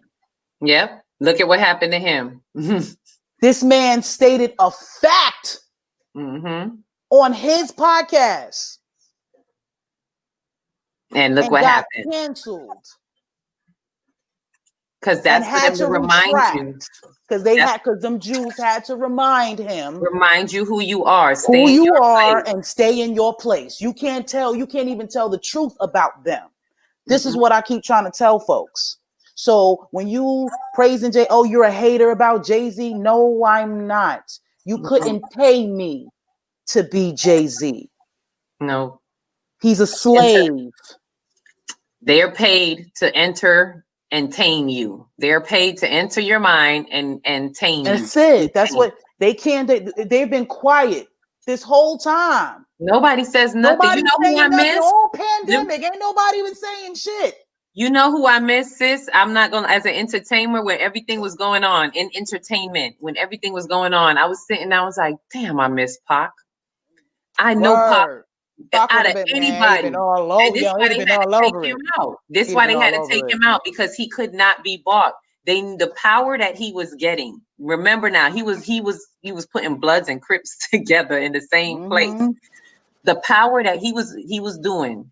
This was before Nipsey. I think the only person that came close to Pac was Nipsey, and you see what they did to him too. Because I still think that's a setup as well. Anyway, of course it was. They did. It's just common sense. You can see the evidence. It's in your face. It'll be different if there were people, actual activists who were successful. They can't. anytime they start, if they in entertainment, if they gain a platform, if a Black person gains a platform, you have a limit. You can only do but X, Y, and Z. So when you start to go beyond your limit and off they script, this is when now they have to off you. This is what caused Pac's death. And they allow it, and we allow it because we follow what they say. Because we follow what they say. Because how can we how can you cancel an individual who got fans? Thank you. If you got all these millions of people who watch your show, who listen to your music, and all TV got to do, all somebody got to just say something, and then they're not your fans anymore. That's it. And people actually turn their back on him and everything. And it's like, even, oh, that's somebody I wanted to bring up too. Even with Ice Cube, a lot of people, and that has to do with politics as well. All of this that we've been talking about with Ice Cube, would like to invite people to look at, because I watched it and I was like, let me hear what Ice Cube's saying. Which, to be honest, it really didn't matter to me that he was sitting down with Trump, because like I said, you already see how I feel about politics. They all puppets. They all playing their part. So I'm not all bent out of shape when Trump say or do things. It don't make or break me.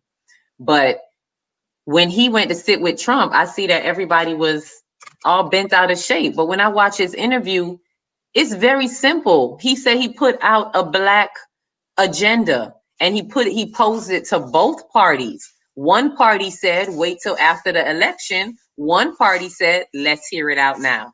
So he sat down with that party. It doesn't mean that he's a Trump supporter or nothing, but now that's what everybody have him cast off as. He just wants whoever is going to listen to the Black agenda. He don't care about all that other politic nonsense. It's just, are you willing to sit down with me or not? And everybody takes that and run with it. Oh, he another Kanye. Oh, he in cahoots with Trump. How can you be Black and be for Trump? Let me say this too. This is another thing that gets me. When people act like you have to be a Democrat. I'm not into the politics like that, but let me talk politics right now. When they say that you have to be, it's like, oh, you're Black, you have to be a Democrat. That's crazy to me as well. Because once again, if we do our history and we look back, the first Blacks were Republican, and why the ones that were freed from slavery, because who freed them? The Republicans freed them. So naturally, if they were going to vote, they were going to vote Republican because the Republicans freed them. So the people in the South, all of those KKK and all of them, those were the Democrats. So how all of a sudden we jump to present day, and it's like now you're identified by being Black. If you're Black, you have to be Democrat. It makes no sense to me. Nobody knows that. Because nobody knows that. That's not what we were taught. And that's what I mean. We were taught that is either Democrat or Republican, and Democrats are for, you know what I'm saying, the lower class, they're for the people, and Republicans are for the 1%. They're for the rich, they're for the you know, that's what we're taught. Yeah, and this is why we have to Sankofa and go retrieve that truth, because we need to understand what it really was. First of all, don't get it twisted. Neither of them are for you, Black people. The American pie was never meant for us. So even coming out thinking that we're going to get a piece of the American pie, they don't even have crumbs to give us out of the American pie. They're never intended on giving you a piece of the American pie. So that's neither for us. But if we're going to be factual about it, let's be real. If you go back to history, I know people don't like to look at slavery, but I got to take it back. If you go back, they were first. Let me say this, because you said this too earlier about the whole right to vote. Oh, our people fought for the right to vote. This is what I like to tell people. First of all, it was never illegal for us to vote. It was never illegal. We were allowed to vote the moment we were freed out of the Civil War. Straight out of the Civil War, we were allowed to vote. What stopped the voting, it was never illegal, but what stopped it and slowed it down for Black people, especially in the South, was the terrorizing of the KKK. They made them say, look, niggers, if you come out your house, we gonna lynch you. Because they knew if they came out, who they gonna vote for? The Republican Party. They didn't want them voting for the Republican Party. They know that if they come out, they're going to vote Republican because the Republicans freed them. So they terrorized them. Stay in your homes. If you come out, we'll kill you. It was a whole terrorizing thing that came out. This is what the KKK come out of. And then now beyond that, when you go into civil rights, by the time you get to there, they use, I'm pretty sure you know, they use tactics like these little tests that disqualified Black people from voting.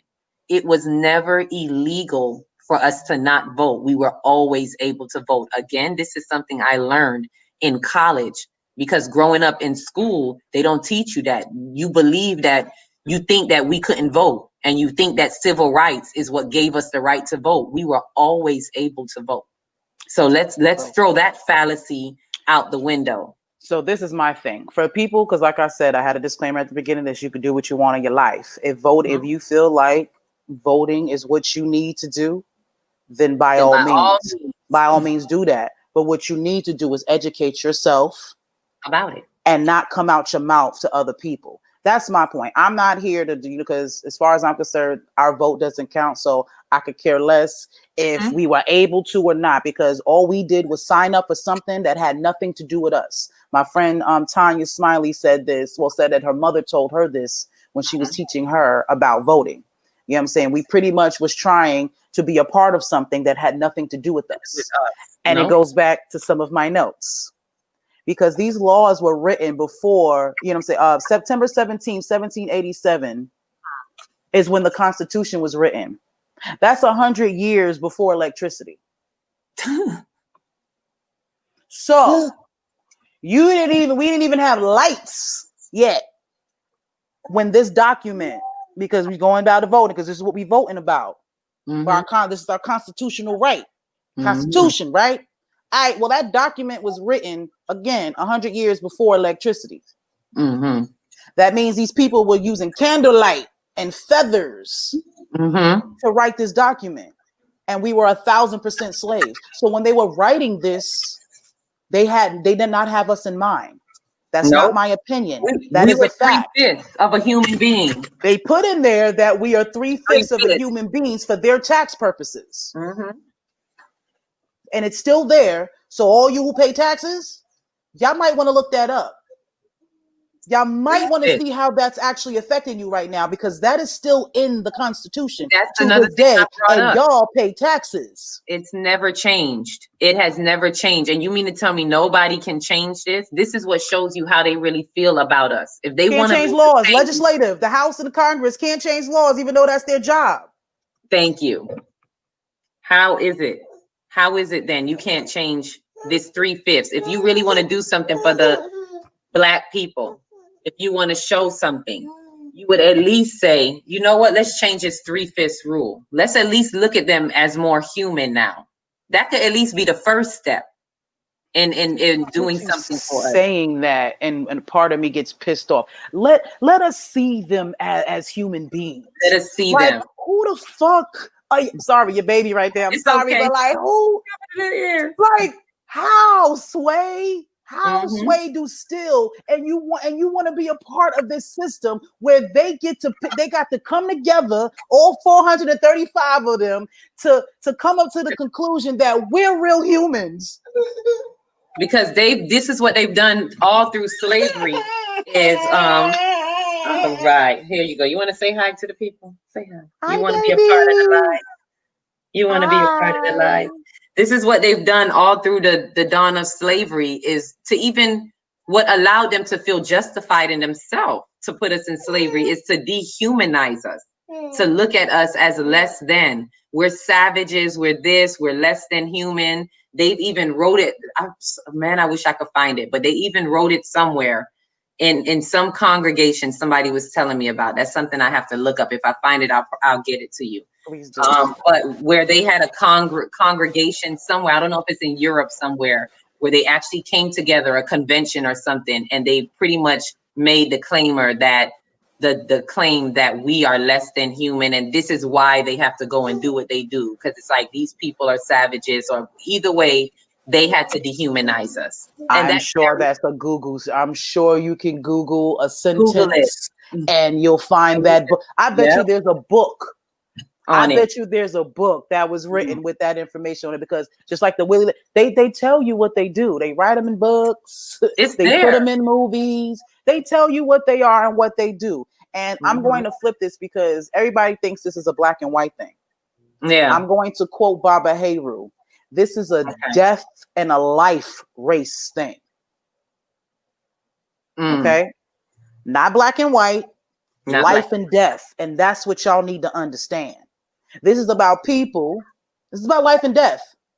Even with white folk, everything that they do, they're doing that to survive. You guys need to get outside, you know what I'm saying, of this whole political box. Yep.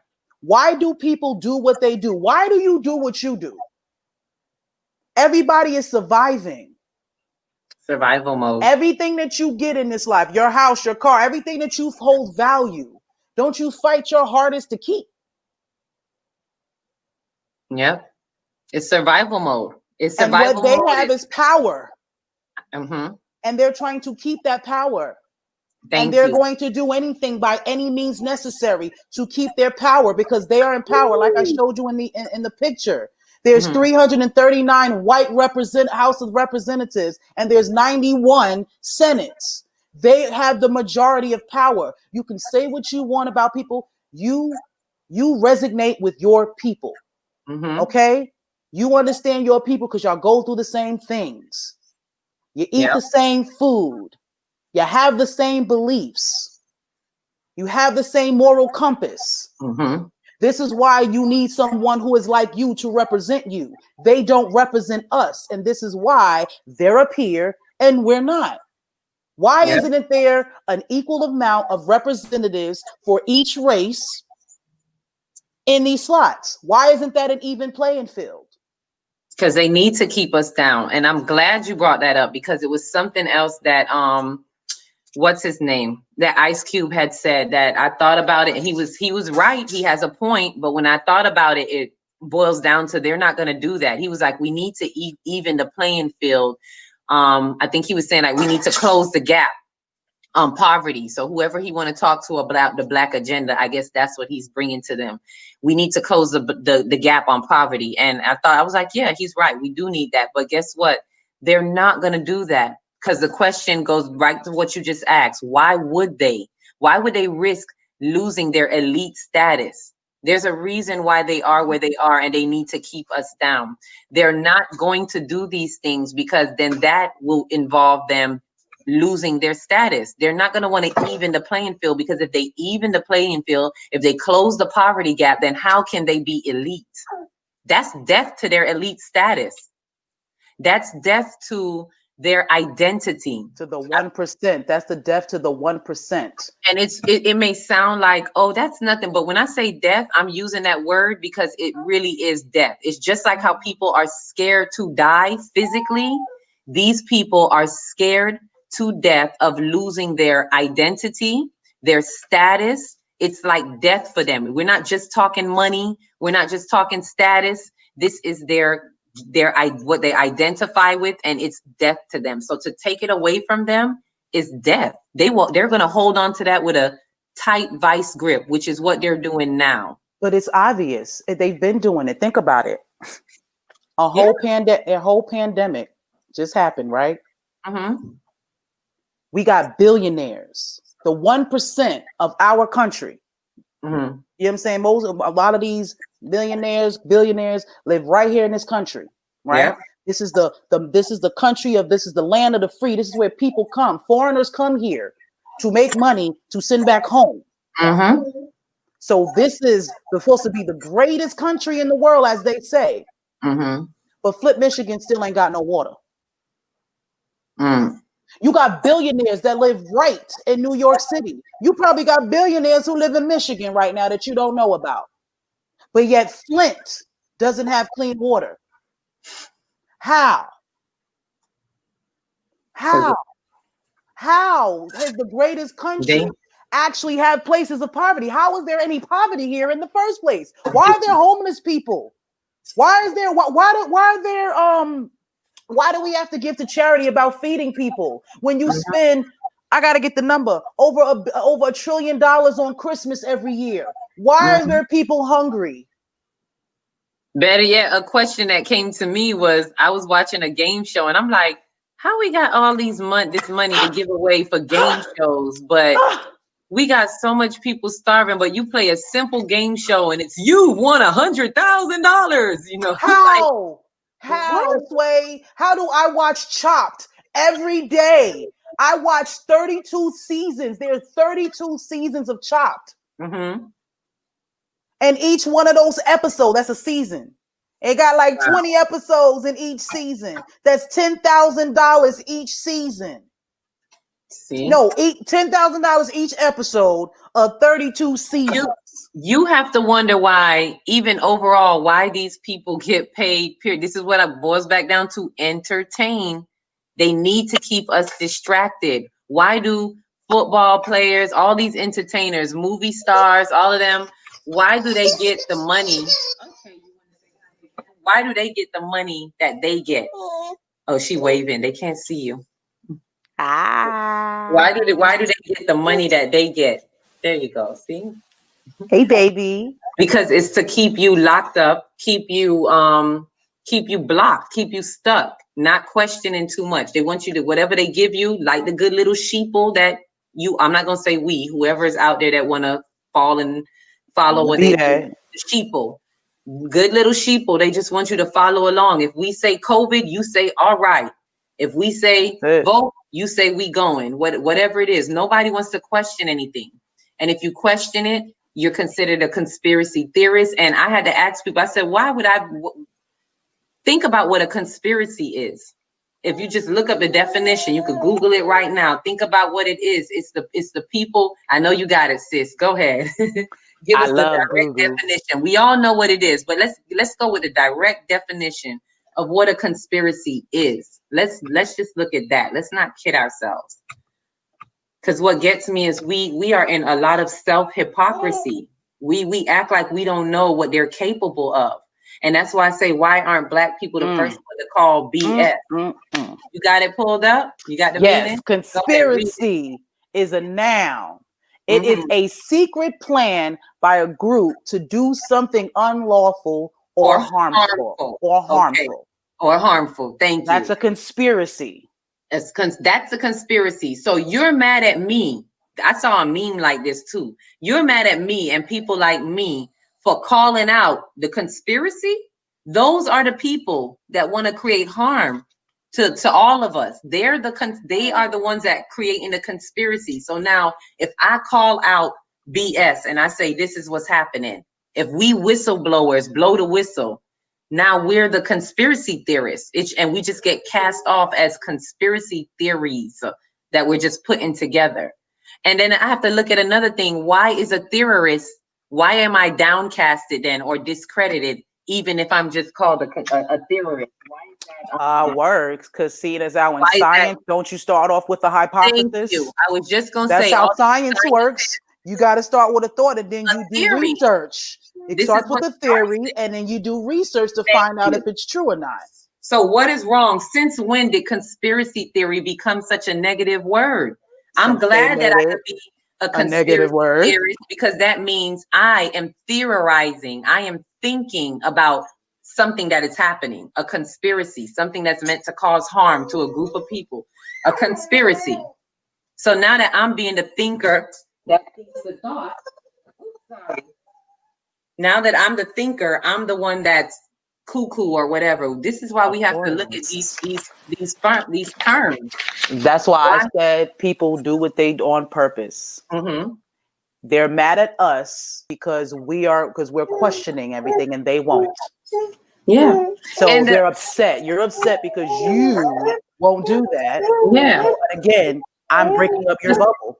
Because you're messing up their comfort. Like they're like what you said, the cipher. They're comfortable and their ignorancy is bliss. Why you messing this up for all of us? That's like the Negro on I forgot what slave movie, Roots. That's like the comfortable Negro, like you ain't gonna mess this up for me. I got it good in this house here. See, I'm Harriet Tubman in this bitch, and I gotta go. Yeah, I'm like, we got to go. The house is burning down. This is what I don't get. In this 2020, people better recognize, and I said this before, this is the beginning of the end of the world as we know it and how it functions, and it's also the beginning of the new world. We're at a cusp right now. It's a lot going on right now, and people need to wake up and walk around. Don't wake up and sleepwalk. Wake up and really like lift the veil off your eyes and see. I'm gonna tell you, sis, not everybody gonna make it. After elections, let me say this to the people that's voting. all these amendments that you think you voting for, you're not even gonna hear nothing about them after that. I've seen this before. You vote for all these amendments and you don't hear nothing about it afterwards. But wait till after, what is it, Inauguration Day in 2021. It's a lot of policies. Something is brewing. Something is definitely brewing. Because I've been having dreams and a lot of people been having dreams. So something is brewing. But we gonna get slapped with some policies. Things that they working on that we don't have no idea of.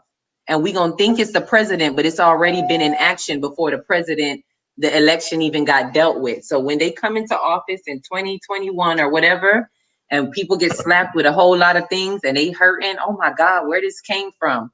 Well, this is what they're gonna blame us. No, they're gonna blame us because we didn't vote. Oh, so because we didn't vote, that's why this is happening. You see?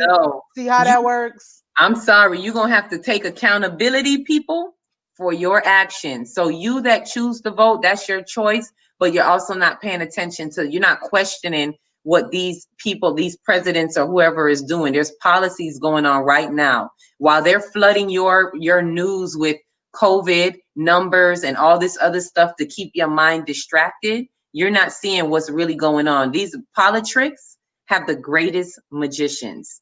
And what do magicians do? They keep you focused on this, right? Look at my hand. Look at what's in my hand. Something else with the other. What I'm doing while they're doing something else. So please know that these people are doing something else and don't be shocked. Know that, and they know that though. That's what I don't even get. It's enough. Y'all know that. Like, y'all know that y'all gave the government permission to, you know what I'm saying, to take away your privacy with that Homeland Security bill. Y'all know that. That's what 9/11 was about. Y'all know 9/11 was us. That's why they allowed that to happen. You still sit around and it's cool. Okay. I'm glad you brought that up. That's why we got the better data. That's why every time you look on your phone and I'm having this conversation, I guarantee you anything you talk about comes on your news feed on Facebook, comes on your phone. I don't even have to be on social media. All I got to do is talk. And the Google bitch be trying to answer my questions and I don't even be talking to her. This thing started around, nobody can't tell me this. This thing just started around, I remember around the whole COVID thing while we was home, while they was implementing and putting in 5G everywhere. Because best believe while we was home on March 25th or 27th, they had passed a law about installing 5G everywhere while everybody was at home ducked down. They passed that law. After that passed, So I bet they did. Yeah, they did. And after they passed that, I don't know if people started noticing, but then the 5G started, people was posting it. 5G towers started popping up everywhere. And then they started changing. Then the phone, like what you just said, my phone started. I'm like, why is this type of talk? I didn't ask for no assistant. Everything is changing. Yep, that's embedded in the new phones now. Bixby, Alexa, whatever their names are, they're now embedded into your phone. People was aware of it and a lot more people was talking about it back then. So they held back on the 5G. If you notice around that time, there was no 5G commercials, none of that. Now, big and bold, it's a bunch of 5G commercials everywhere. But at that time, it wasn't because they was kind of sneaking it in. You know, they was kind of smoothing everybody in. They was changing the internet. And the way they do things is very slick. They made sure first everybody home. So what's going to happen when everybody stay home? Oh, all the electronics going to crash because everybody's at home on the computer. So then now they use that to tell you, this is why you need 5G. You see how that worked? Like now that y'all home and everything's shut down, this is why you need 5G. You need more speed. And then they tell the people, they offered me something. I think it was Comcast offered me something and it's for less. This is why I say you never see smoke without fire. They offered me a box and it was for less, $10 less. And I was like, okay, well, if it's less, I'll take it. Ever since I got that box, my internet kept acting up. Hence why we had an issue logging on that time. My internet was acting up. Understood. And when I finally addressed it, now I was like, I told them, look, ever since I got this box, this has been a problem. And then the guy was like, what is your speed? He told me the speed. He was like, oh, we have to change your speed. He talked to me in speed talk, right? With this speed is that speed, you need speed compatibility. So I listened to it and my common sense kicked in. I said, excuse me, sir, would this new box that you're talking about happen to be 5G? Oh, yes, ma'am. I said, there it is. That's how they moved it in on everybody. So now they give you something and then you're going to have something compatible with that, which is the 5G. So they slowly but surely change everybody over to 5G. And these are that's things what they do that all year, but they do that with everything. They had 3G, 4G. Now, I know a lot of people felt like 5G had to do with, COVID and all that. Mm-hmm. I just personally, I don't believe that. I just feel like it doesn't matter what it is that they're presenting to you. There's an agenda for it. And they're going to force you. They're going to force you to have to follow suit. Because there's going to be a point where, from what I hear, 3G and 4G really soon are going to be whatever that is going to be cut. Those wires, that electrical connection is going to be cut. So you're either going to have a 5G phone, or you're not going to be able to use a phone at all. That's pretty much how they're going to set it up. And we know this. We know this. So I'm here to just let people know that I know you know this. You know this. I know that you know that you know. You know that you know this. And it's cool again. Like I said, you can live your life the way you want to. You can be Cypher. You can go back into the matrix, get plugged back in, and act like nothing ever happened. That is 1,000% your right. But you know what you don't have the right to do? Disrespect other people. You don't have the right, you know what I'm saying, to try to bully people into doing something that they don't want to do, or something that they know is not right for them. Mm-hmm. For the very thing that you say, this democracy, this right that I'm supposed to have, you're violating it every time you do that. You're violating my right by trying to tell me what I can and cannot do. You know what I'm saying? Yeah. And I'm only speaking to our people because we're the ones with this problem. See, even when white folks going back and forth about, you know what I'm saying, who want to vote, who don't vote, it don't even matter, because they're going to stick together regardless. Mm-hmm. But black people, they're in power, so they can argue about that because they're good. We're the ones that are not. So always we don't need to be arguing about that. We don't need to be messing with, you know what I'm saying? Like a couple of people that I've had an issue with, I've known my whole life. Ain't never had a falling out, ain't never had a negative word. But as soon as a 2020 election come in, all of a sudden I'm these people, and you know what I'm saying? And all of a sudden you got a right to talk to me crazy. It's you don't see the fallacy in that. They don't. Like, why would you even want to be a part of something that would make you do that, make you turn on somebody that you know and loved your whole life? Well, that was a question I had too. Like, why would you want to be a part of something that causes more separation? It's like just simple things I look at. For us to even be looking into the politics, they want us to be even more divided now and be fighting over the dress, the lack of choice, Democrat or Republican. That's more division that they throw at us. And then they use us. This is another point that I definitely need to make. Look at how they use us with the whole racial wars, the whole George Floyd thing and all of that. This is them papers you get in the mail. I bet you would speak about injustice and inequality and Black Lives Matter. They use some of them do. Yeah, some of them do. I got some. Hey, Tasha, you got people texting me, don't even know my damn name. Hey, Tasha, we're a part of the Black Coalition of Georgians for voting. You know what I'm saying? Let's get rid of police brutality. I have never in my 35 years have ever seen that in my life. No. How do you think? This is a question I have too for people that are voting Biden, they say, or whatever. Let's help get rid of this and get justice. Where they are showing you, I'm a real advocate of don't tell me anything. Don't piss in my ear and tell me it's rain. You know what I'm saying? Go by what you show me, right? And they are showing you how much you are still 3/5. They are showing you that they don't care, because even while everything was happening with the George Floyd, even while that was happening, there was other Blacks being killed. You would think that the police would at least ease up for a minute because everything is kind of hot right now. Nope. They were still killing other Black folks. So they're still showing you what they really think of you in the system. And then they're still showing you that, okay, let's talk about justice. And there's not going to be any justice. The Breonna Taylor thing had just happened the other day. So they're showing you still that no matter what. Yes, that was on your list too, huh? I'm glad ma'am. Actually, this is supposed to be for a different live, but since you brought it up, I had to. It goes back to legislation. How do we not see that? You talking about injustice. Do you really think that Biden being in president, let's just lay common sense on the plate right now.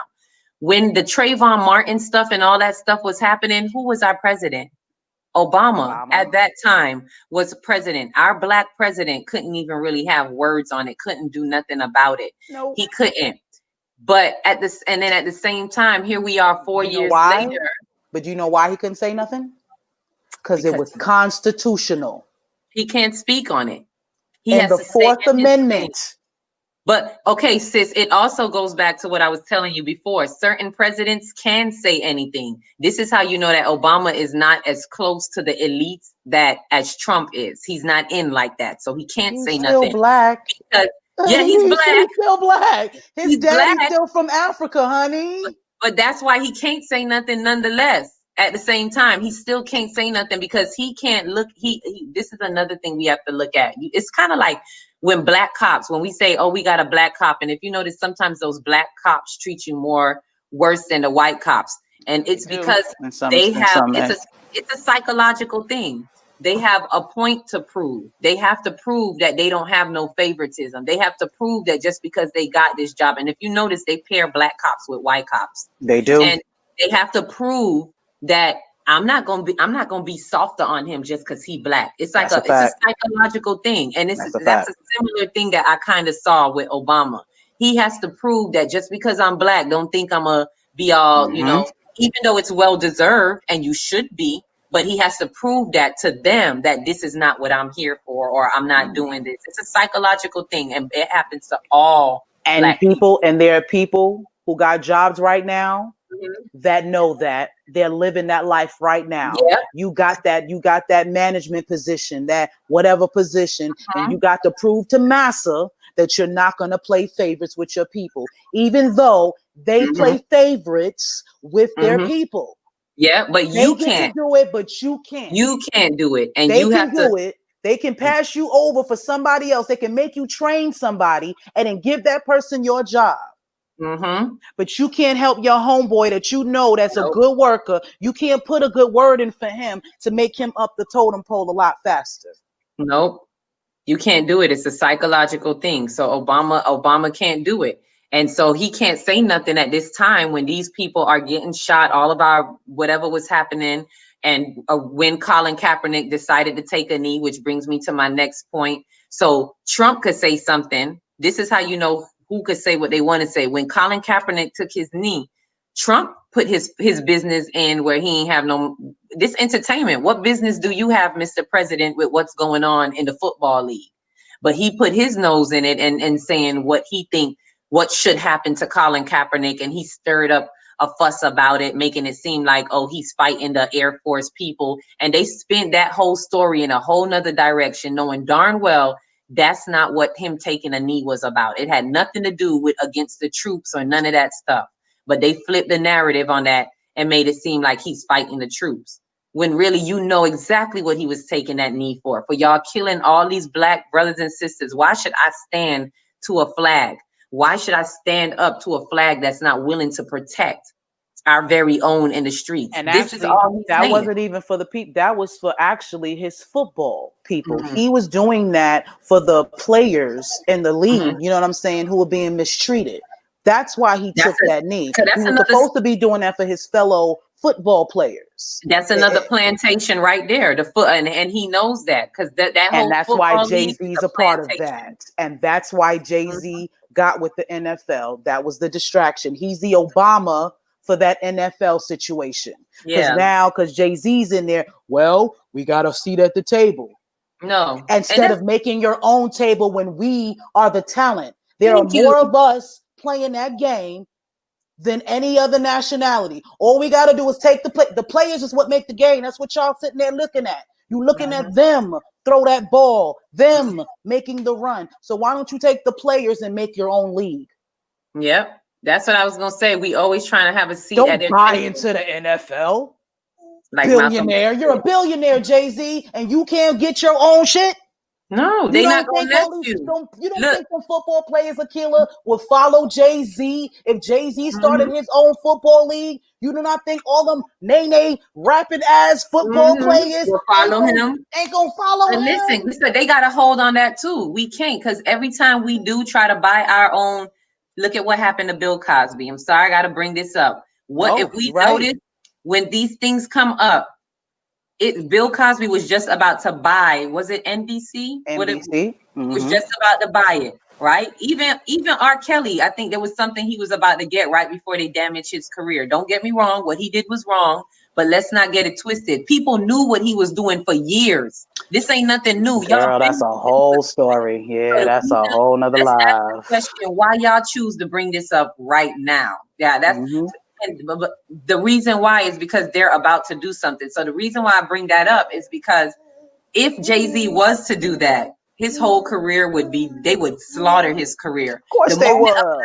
This is how they kick us. What do you say when the Monopoly game? This is how they flip the table on us when we do try to play Monopoly with them. When you get to that status and you say, okay, I'm gonna buy my own, they flip the table on you. They pull the rug from underneath you. And they will end your career. And that's the message that they want to drive home. That's why Jay-Z's and all of them people, they dare not do it because they know what happened to Bill Cosby. That's why Kobe's dead. Let me just say that. Yeah. Kobe was about to do something for basketball. He was about to switch that up for female basketball players because his daughter was about to come through and smash ass. And what he wasn't about to do is let y'all play his daughter. Yeah. He wasn't going to have his daughter do that training and then you don't pay her the way you're supposed to pay her or give her the stats that she's supposed to get, that you was giving her daddy. And he knew how it worked. And he couldn't do that. So that couldn't do that. So not only did they get him, they got her too. Because there's no way that Gigi wouldn't have went through, you know what I'm saying, and went through her father's legacy and made that happen. Yeah.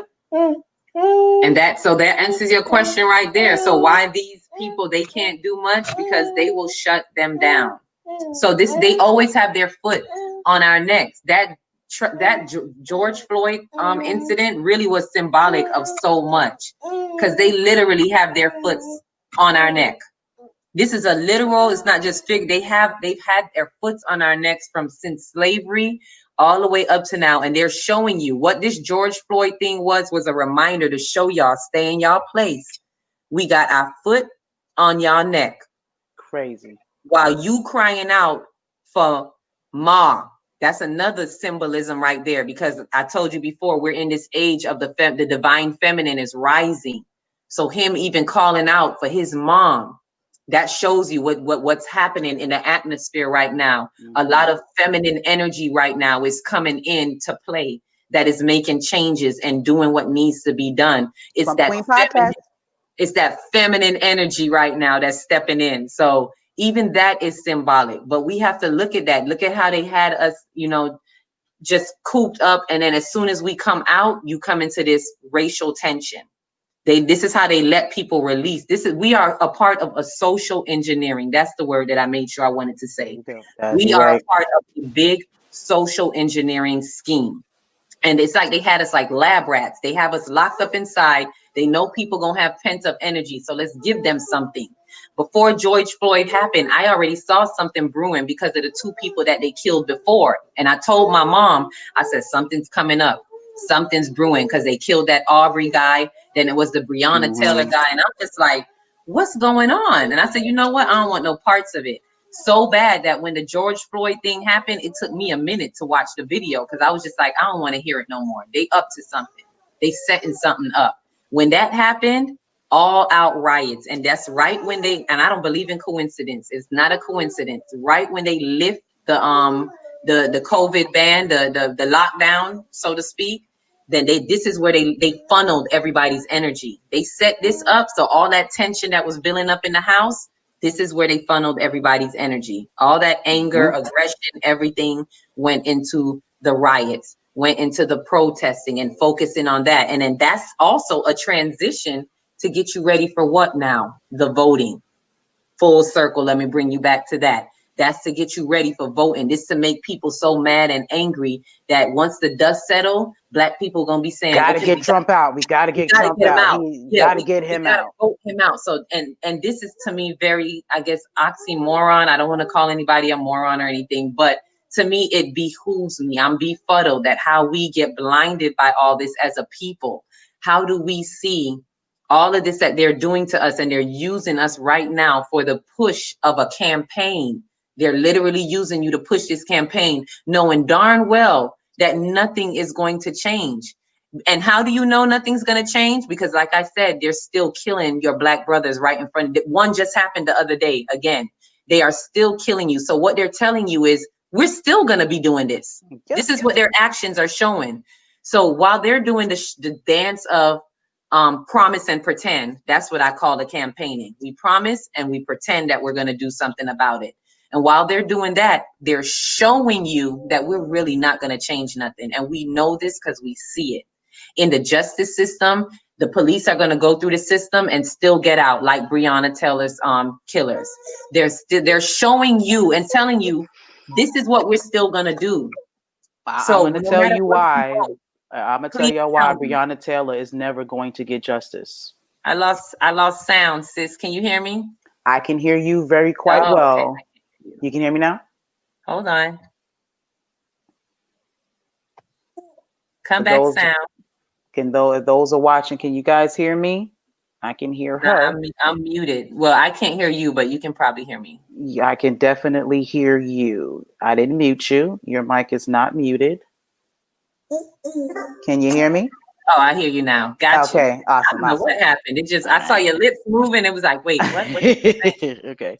So I'm going to tell them why Breonna Taylor will never get justice. Mm-hmm. And it's because of the Fourth Amendment. It's called probable cause. Mm-hmm. There is a certain level, probable cause is a certain level of suspicion. Okay. That they can have, so they can go into your house. Based off of feeling. Mm-hmm. And as long as a judge approves this feeling, they legally, constitutionally have the right to enter your home. That is the Fourth Amendment. They have the right to enter your home, but it's called probable cause. What is the right to kill?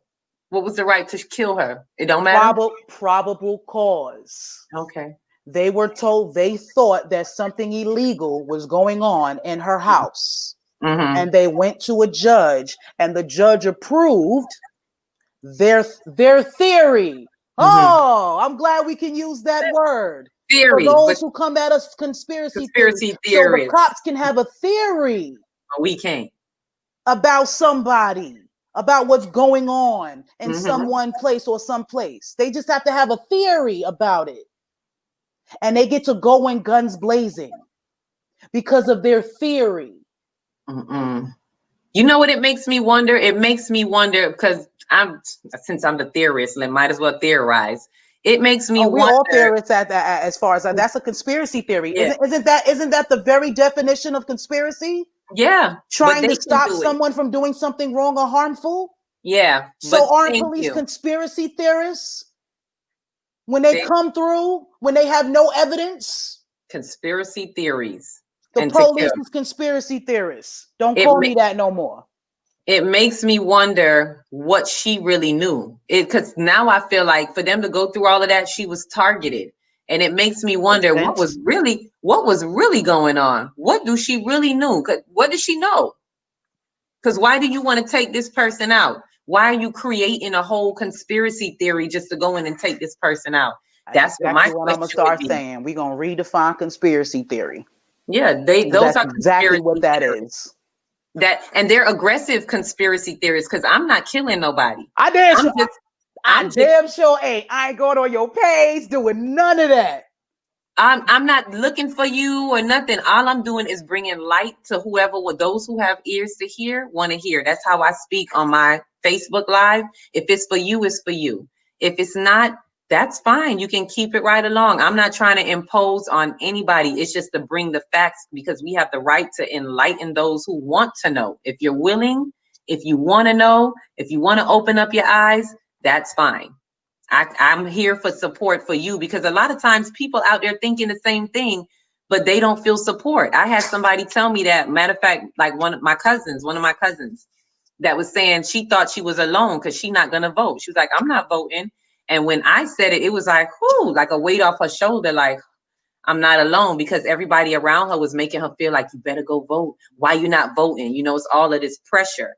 And it was like, no, why we got to feel pressure? Just like they have the right to vote, we have the right to not vote. And I say that to all the people that feel like us, stand your ground. If you know what you know, like I tell people, for me personally, without going into too much, if they ask, I just say, look, I know what I know. I say two things. I want to plug out of the matrix. That's one. That's my one reason. And two, I know what I know. Once you know what you know, you can't unknow it. I'm not going to be a hypocrite to myself. Ignorance is not bliss for me. I'm a very spiritual person. I'm very in tune with my soul, my consciousness, and I can't play with my soul like that. And I can't play with my spirit like that. So once you know what you know, I'm like hands off now. The last voting thing, I only voted literally for my mom. Like, she literally drove me in and gave me the paper. Here, this is who I want you to vote for. I went in there like this with a cheat sheet, literally looking at what she wanted me to bubble in. That vote had nothing to do with me, which was for Hillary, of course. Nothing to do with me, but I did it for her. And I told her, this time, I'm not doing it. I said, I'm sorry, Mom, but I'm not doing it, not even for you. I'm being so true to myself. I'm unapologetically Black, unapologetically me, unapologetically spiritual. I am that I am, and I'm standing in my truth. And that's the only power that I could say to give to others. That's why I wanted to speak on it so well. Anybody out there that feels this way, hold your truth. Don't let nobody make you feel shaky about it. You know what you know. And if you choose to plug out this matrix and not be a part of it, because you know that no matter what you vote or whatever, and we're not just talking hearsay, the facts are there. You're not the electoral vote. We are the popular vote. The electoral vote is the one who's picking the president. So once you know that, if you want to stand on your truth, or for whatever your reasons are, stand on it and be proud about it. That's my offering that I could give. And do your research. Go do your history, like we was talking about the 3/5 compromise. Know that we didn't fight to vote. Let's not carry that lie anymore. We need to stop feeding that to our kids. Stop feeding it to other Black people. That is not truth. You cannot carry that lie no more. We didn't fight in nobody's war so that we could vote. Slaves fought to be free, period. Let's be real with the facts. They fought just because they wanted to be free. I's got to be free. That's it. That's all they wanted. Freedom for themselves and their family. They didn't say, oh, we got to vote because we got to fight because we want to vote. That is not what it's about. So let's not get that twisted. Let's not spin that lie on anybody. And even in civil rights, let's kill that lie, because like I said earlier, we were always allowed to vote. Don't think that we couldn't vote until civil rights. Those were all just technicalities. So, you know, that's my take on it, sis. Anybody had any questions? No questions. Just had a lot of we did have a lot of comments. But just like she said, so many people don't know about the electoral vote picks the president. They know now. They know now. You can't unhear. My mentor says this all the time. You can't unhear what you hear. You can't unsee what you saw. I've had about 20 people that are eyeing this right now. Mm-hmm. Every person watching this, you cannot unhear what you heard, and you cannot unsee what you saw. No. Again, you have a right to do what it is that you please. I say this all the time. I am not here to run your life. I'm not here to tell you what to do. I'm not here to belittle you or none of that. That's not what I'm about. That's not what my platform is about. But I have a problem with people who do that. So, you know what I'm saying? So, yeah, do what you do and stay in your lane. That's it. Because opinions and facts, those are two different things. You can't argue with the truth. You can argue. So my thing is, you can feel how you feel, even when it comes down to, I tell people, especially with religion, you could believe in Jesus all day if you want to. That is 1,000% your business. That is not my problem. But I have a problem when you trying to come at me, insult me, disrespect me in any form of fashion, and think you have the right to do that because your way is the right way. That's not of God in any form of fashion. Nope. That's not of our great order of divinity, which that's comes not in many intelligent. different Yeah, ways. it's not intelligent. It's not moral. None of that. But this country makes you think that. Yep. Because everybody that tried to come for me, they really thought that they had the right to do that. They thought that they were doing the right thing. Yeah, they got to help school you because you're lost. They looking at you like you the lost out your one. damn mind. You lost. You got to help. Out your damn mind. No, ma'am. No, ma'am. Amongst the sheeple, sis, amongst the sheeple, you and people like us, we are considered lost sheep. And you know what? Amongst the sheeple, I'd rather be a lost sheep because I'm nobody's sheep. I'm not following nobody. Maybe I'm the black sheep. I'm not low. I'm the black sheep. I will take that. I've been that in several different ways. Yeah, so, I'll be the black sheep. I'll be the one that stand out. I'll definitely be that. I don't mind that. Nope. You know what I'm saying? I've always been that person. I don't go through the grain. You know what I'm saying? I don't follow trends. If I'm gonna do anything, I'm gonna create them.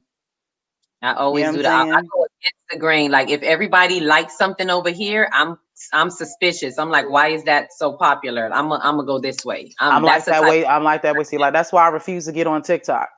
I refuse to get on TikTok. Now my godson be on there, so I watch his little stuff or whatever, but I just refuse. The only way that I would get on TikTok, it would have to be a business decision. It would have to be, you know what I'm saying, some way where I can get this work. I mean, it is a platform to do that, but I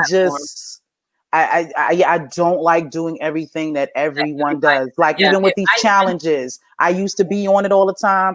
I pick and choose now. You know what I'm saying? If I see one that can help me inspire, I'll go on there. Yeah, I'll go on there and, you know what I'm saying, use that for some inspiration. But other than that, I don't like doing it because it's for a reason now. Yeah. This is that programming. Exactly. And I don't got time for that.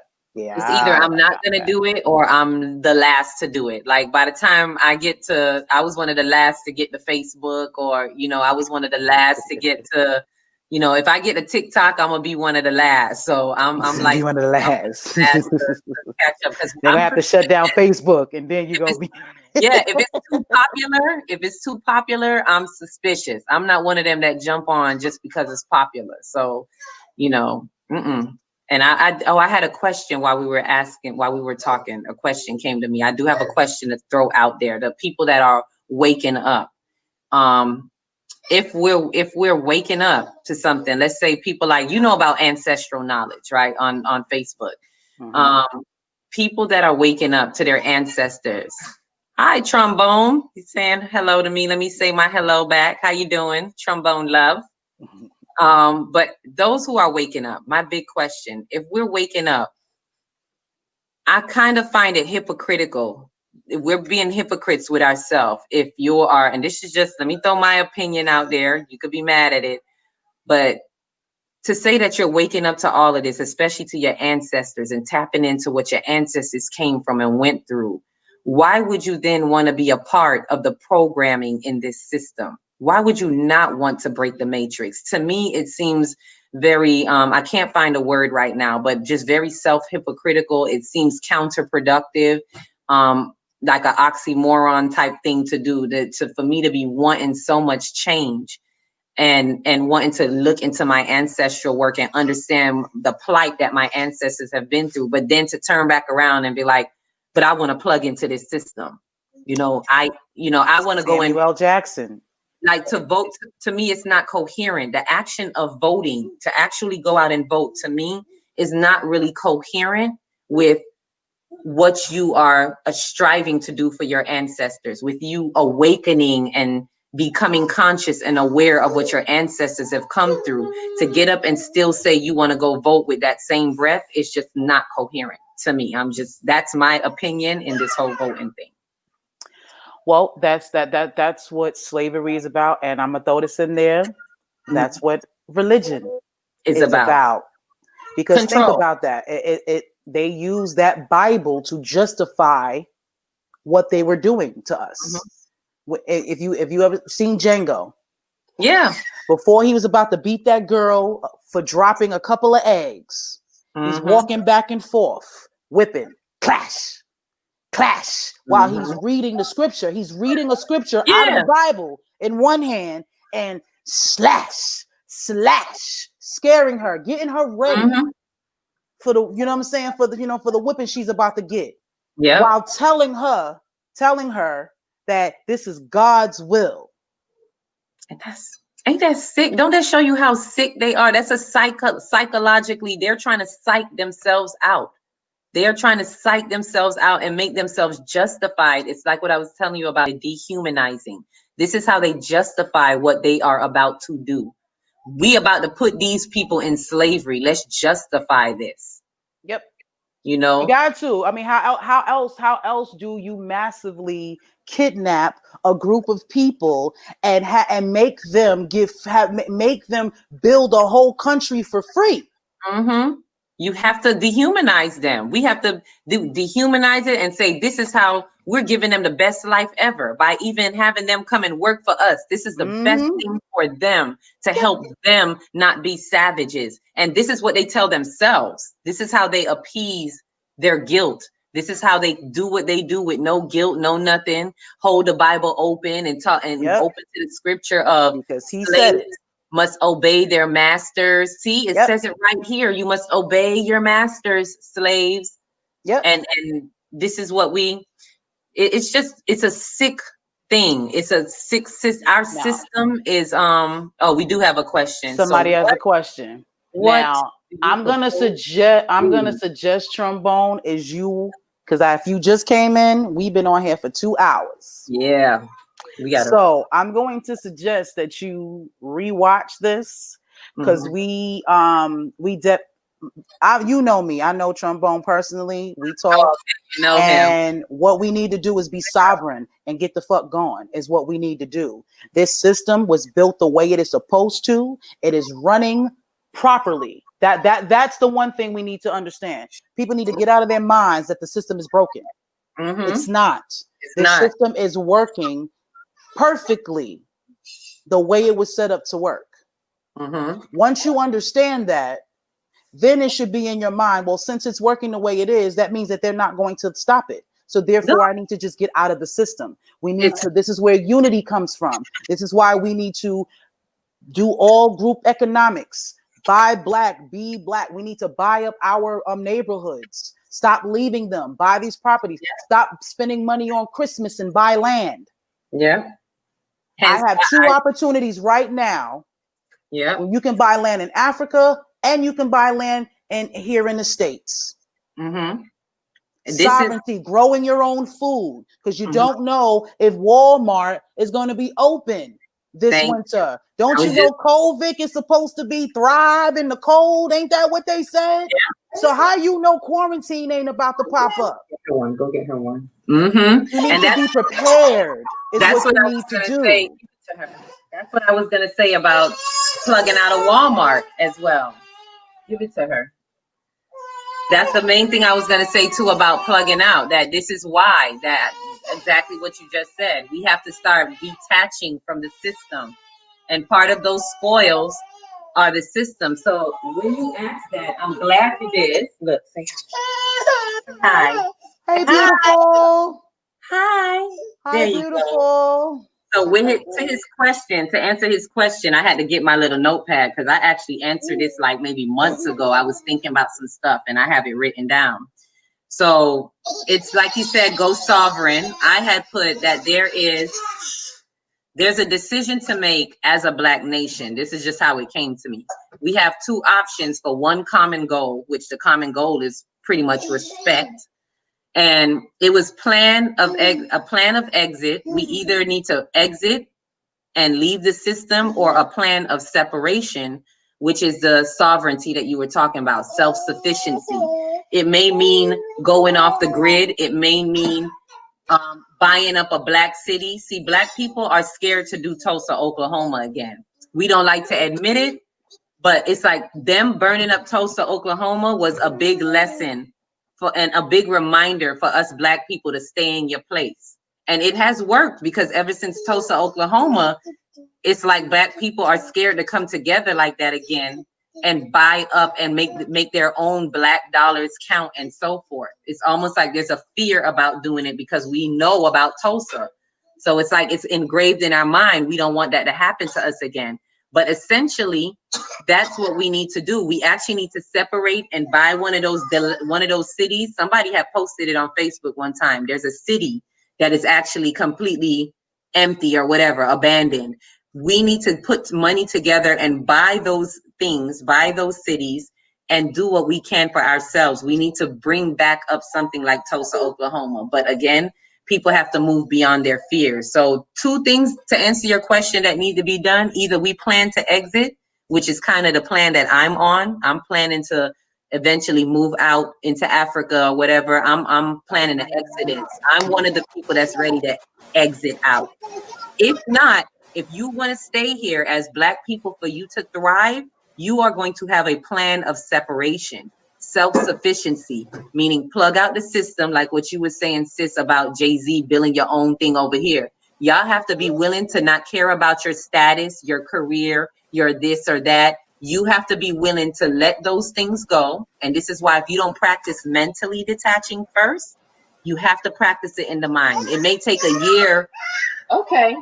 It may take a year or 2, but you have to practice detaching first in the mind. So that's my answer to what do we propose that we do? Like you said, sovereignty. Okay. All right, we got another comment on here. I am a Hebrew Israelite.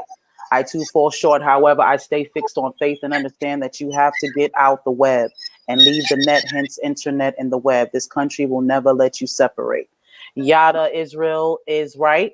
When you're talking about true sovereignty, you can't do that in this country. They won't let you. And these are other things that I don't, and this is what gets me with people who are disrespectful about this voting thing. You just said that people are scared to do Tulsa, Oklahoma again because they're afraid that the government is going to bomb it again.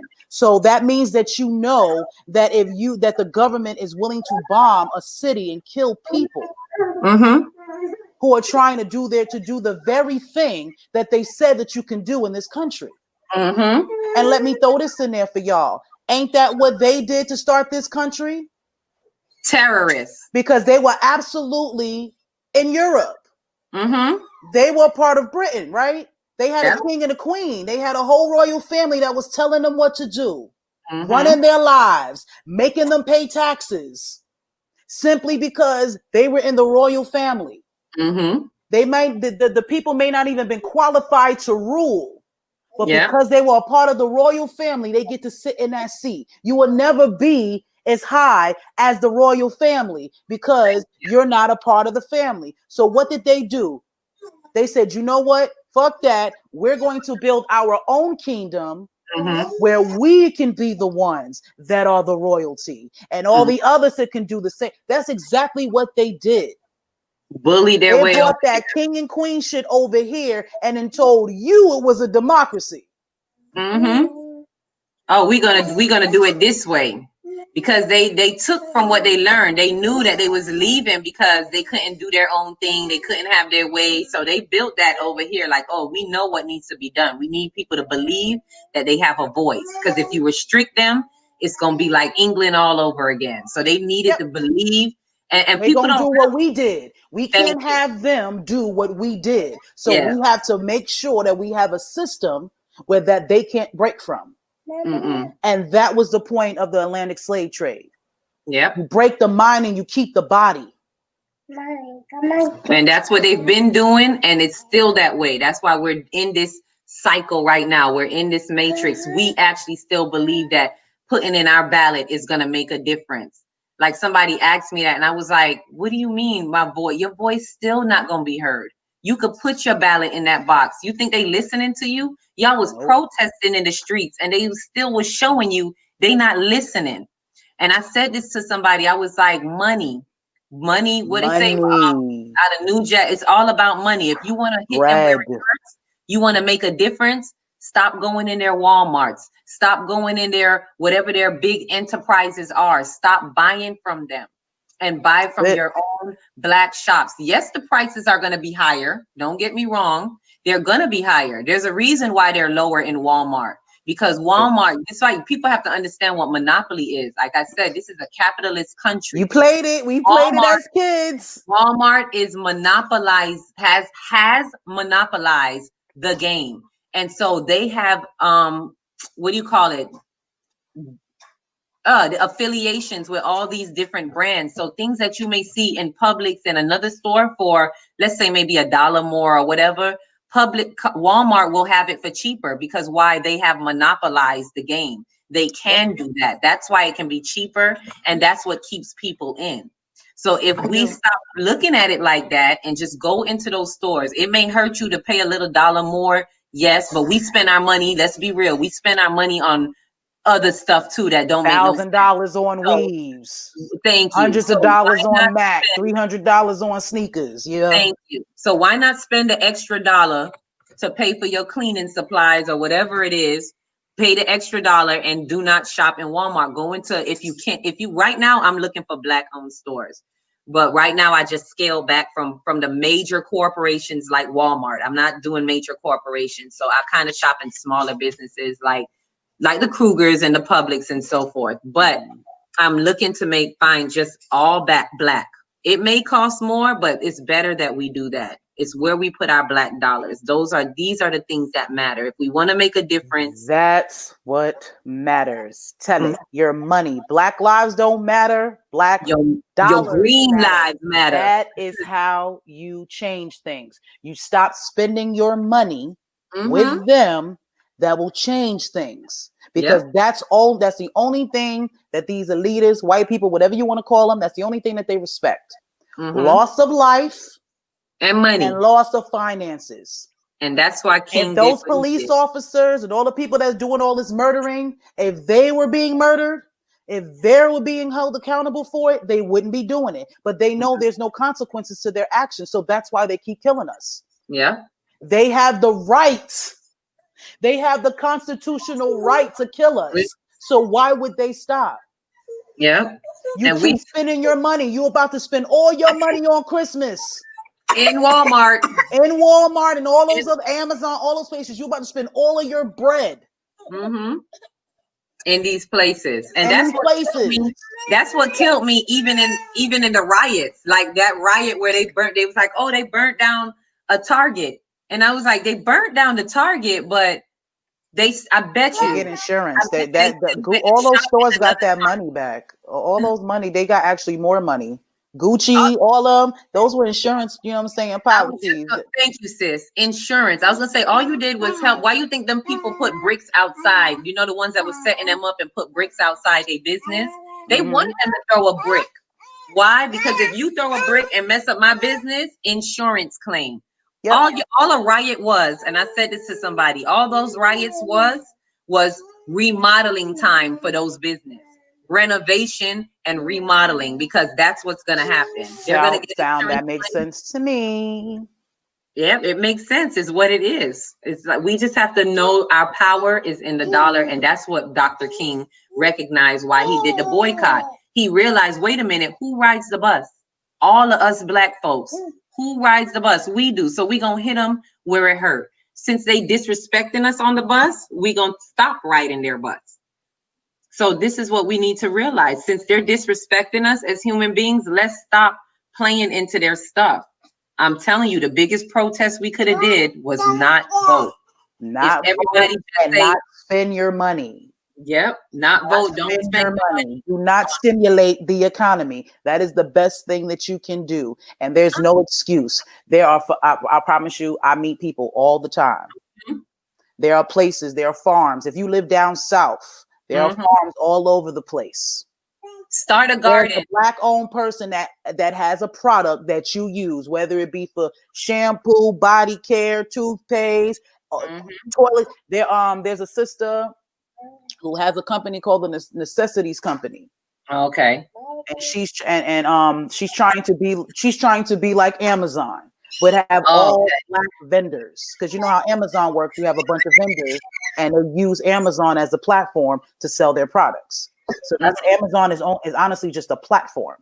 Yeah, you could. That's what I wanted to look for buyers and sellers. So she has a situation called the Necessities Company. And all of her suppliers and all of her vendors are Black. So you can buy laundry detergent, anything that you can think of, you can buy. No, you may not get the name brands that you're used to. Again, you've been programmed to like. You've been told on this earth your whole life that if it's not Scott, if it's not Tide, if it's not this, then it ain't right. When in fact, you're only paying for the name. All you need is an active ingredients to do what it's supposed to do. That's why we have to detach. It starts in the mind. You have to do the mental work of realizing. First, it's like going to an AA meeting. First, you got to realize you're addicted. You know what? I'm addicted. I need to detach from this. You need to detach in the mind somewhere and be prepared that, okay, I'm going to do it this way. I might not get what I used to get. This is how you start to plug out of the system and pull out. I might not get what I used to get, but I'm going to still be able to get what I need and what I want, but it's just going to be a different brand. And these are little things we have to settle with. I practiced detaching for the past, I want to say 2 or 3 years. I detached my kids off of fast food, eating fast food, McDonald's and all of that. What I did for the past 2 years before COVID and all of this hit, I told them no more fast food except for on Fridays. And they knew it. Friday was junk food day. That was the only day. So guess what? My kids were already prepared to not eat this stuff. So when COVID hit, and I said, I cut it off. After COVID, we went cold turkey. No more Wendy's, McDonald's, none of that. And it was a bit of a struggle because they was used to the one time a week, but at least they were used to not getting it anymore on a regular, like any day. So when I cut it off, they were, they understood. So you just have to take time. We all have to know what our weaknesses are. We have to know the things that we're somewhat addicted to and be honest with yourself and be like, you know what? I need to detach from that. I need to start gardening. I started a garden in my backyard around April. I started working in it. It was already there, but I never cared about gardening. But during COVID, I went inside my spirit, internal work, and it was like, you know what? You better start gardening. You better start being able to grow your own foods and prepare to cook things that the kids would like. I started trying new things that they would like, so to kind of wean them off of junk food. Because there's a lot of carcinogenic things in these foods that we're addicted to. Retrain, you got to retrain. But a lot of people, again, stuck in their comforts. You know what I'm saying? They're not willing. You're not willing to retrain your kids. Mm-hmm. I remember when my mom met her husband. She met him when I was 9. So I was already 9 years old. So I done lived the whole life of McDonald's. You know what I'm saying? I done had all of that. My people are from the South, so we used to eat your collard greens with ham hocks in them, fried chicken, ham, all that stuff. You know what I mean? Mm-hmm. But when she met her husband, he completely changed, her whole lifestyle, food, religion, all of that. Yeah. You know what I'm saying? So he's told her to start giving me this stuff called wood root tonic. I don't know what's in it, but it was some liquid. It was brown. You could see the root in it, and it was disgusting. Disgusting. Okay. I was a 9-year-old girl. Mm-hmm. You know how kids are now. I don't want it. My mom's didn't play that. I don't understand. I know I'm not a parent, but the way parenting works these days is a little bit different. Where I come from, in my era, you eat what's put before you. You ask no questions. You do what you were told. Yep. We didn't have options. You know what I'm saying? No, as long as you eat, we didn't have options like that. You know what I mean? You ate what you. There was no democracy, sis. There was no democracy. There was no this dress or that dress. Whole fact. I had to do what I was told. So it was disgusting. And I was 9th grade. What is that? What, 2nd grade? Something like that? 1st, 2nd grade? 9 years old. You're about 3rd grade. Yeah, you got kids. So come on, tell me. That was a long time ago. So I was like 2nd, 3rd grade. And what she would do is she would put however much in it into my orange juice every morning. Mm-hmm. So, okay. The whole 3rd grade, all 4th grade, and all the 5th. My 4th grade, I was used to it. She had reprogram. My sister, you can reprogram, retrain yourself. You have all of those senses: sweet, salty, bitter, all of that. Though you have all of those zones on your tongue. Yeah. Whichever one you feed is the one that you're gonna like. The reason why we like sweet and salty because that's the only food that we're given. If you grew up on bitter foods and things of that nature, you would like it if that was your diet, but it's not. That's why you don't like it, and that's one of the reasons why they make food the way it is. So you wouldn't like healthy stuff. Yeah. So you would be unattracted to that. So you can make in your mind, well, I'd rather spend $5 on this McDonald's than to spend that 10, you know what I'm saying, on vegetables or however that works. Yep. I don't like it. That's why people will sit there, got all these diseases. You got hypertension, you got every disease you can possibly think of, but you're not going to give up them pork chops, though. I had an old man I see on the bus all the time, a little sweet on me. But, you know, he's always talking and, and he got into a conversation. And so I'm like, yeah, no, I'm on a pescatarian route right now. All I do is the fish thing. Like, what? Like, oh, I need my pork chops, sis. I need my pork chops. I need some beef. And I'm just looking at him like 5 years away from the grave, telling me that no, you need your pork. No, that shows the value, how we value ourselves. We do not value our lives. You are willing to die an earlier death than you could. Because of what you're used to. Because of what you're used to, and for comfort. Because that steak tastes good. That pork chop tastes good. Food is supposed to nourish your body. That is its purpose. But this world has romanticized food. You got Chef Ramsay, and don't get me wrong, I watch these cooking shows, but I watch how they romanticize everything. This is how they justify charging y'all $200 damn, you know what I'm saying, a plate. What? Oh yeah, that's what they have these cooking shows that teach you the game. They teach you the game. You got to slice it a certain way.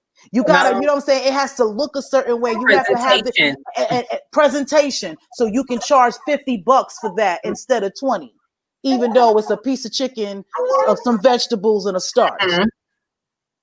That's the difference between spending $100 on a meal than spending $20 on one. They made a hustle out of it. They made a hustle out of it, making it seem that it's just, oh, it has to be salty and sweet and crunchy, and I need this and that, and I need that, and you have to be respectful to the ingredients, and you know all this drama that they put into it. When the fact of the matter is, food is supposed to nourish your body, just like your car. You don't get to buy the gas that you want. You buy the gas that goes with your car, right? Yeah.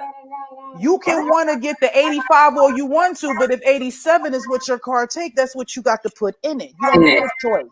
Because if you put the wrong gas in your car, you're going to fuck it up. Yeah. If you put Why don't y'all understand that when you put the wrong foods in your body, you fuck it up? It's the same difference. Why do we care more about cars than we do our own bodies? That's to show you how much we don't respect ourselves or love ourselves, for that matter. And nothing's hereditary. I know we're supposed to be talking about voting, but nothing's hereditary. The reason why you get the same diseases as your mother did is because your mother is eating the same thing she fed you, and the same thing that grandma fed you, and so on and so forth. That's why you have that. Because you all have the same habits.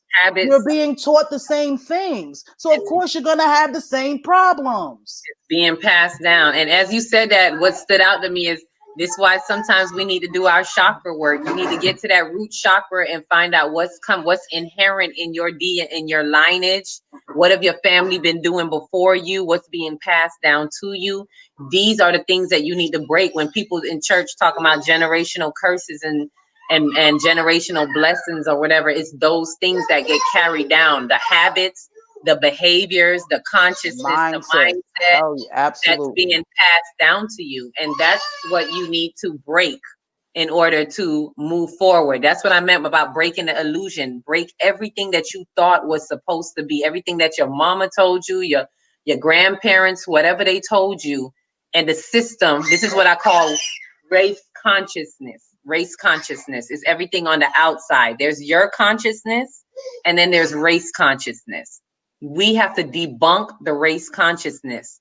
We have to break that illusion and then go within our own consciousness, because the answers are all there. If you just take the time to go within, divine source got the answers for you. You really don't. If you want, like you said, Google is like 2 fingers away. You could Google, but you don't even really have to Google if you really truly do your work inside and go within, and your inside will guide you. Because even that thing about Walmart, like I said, that was an inside guidance. My spirit said, hey, do this.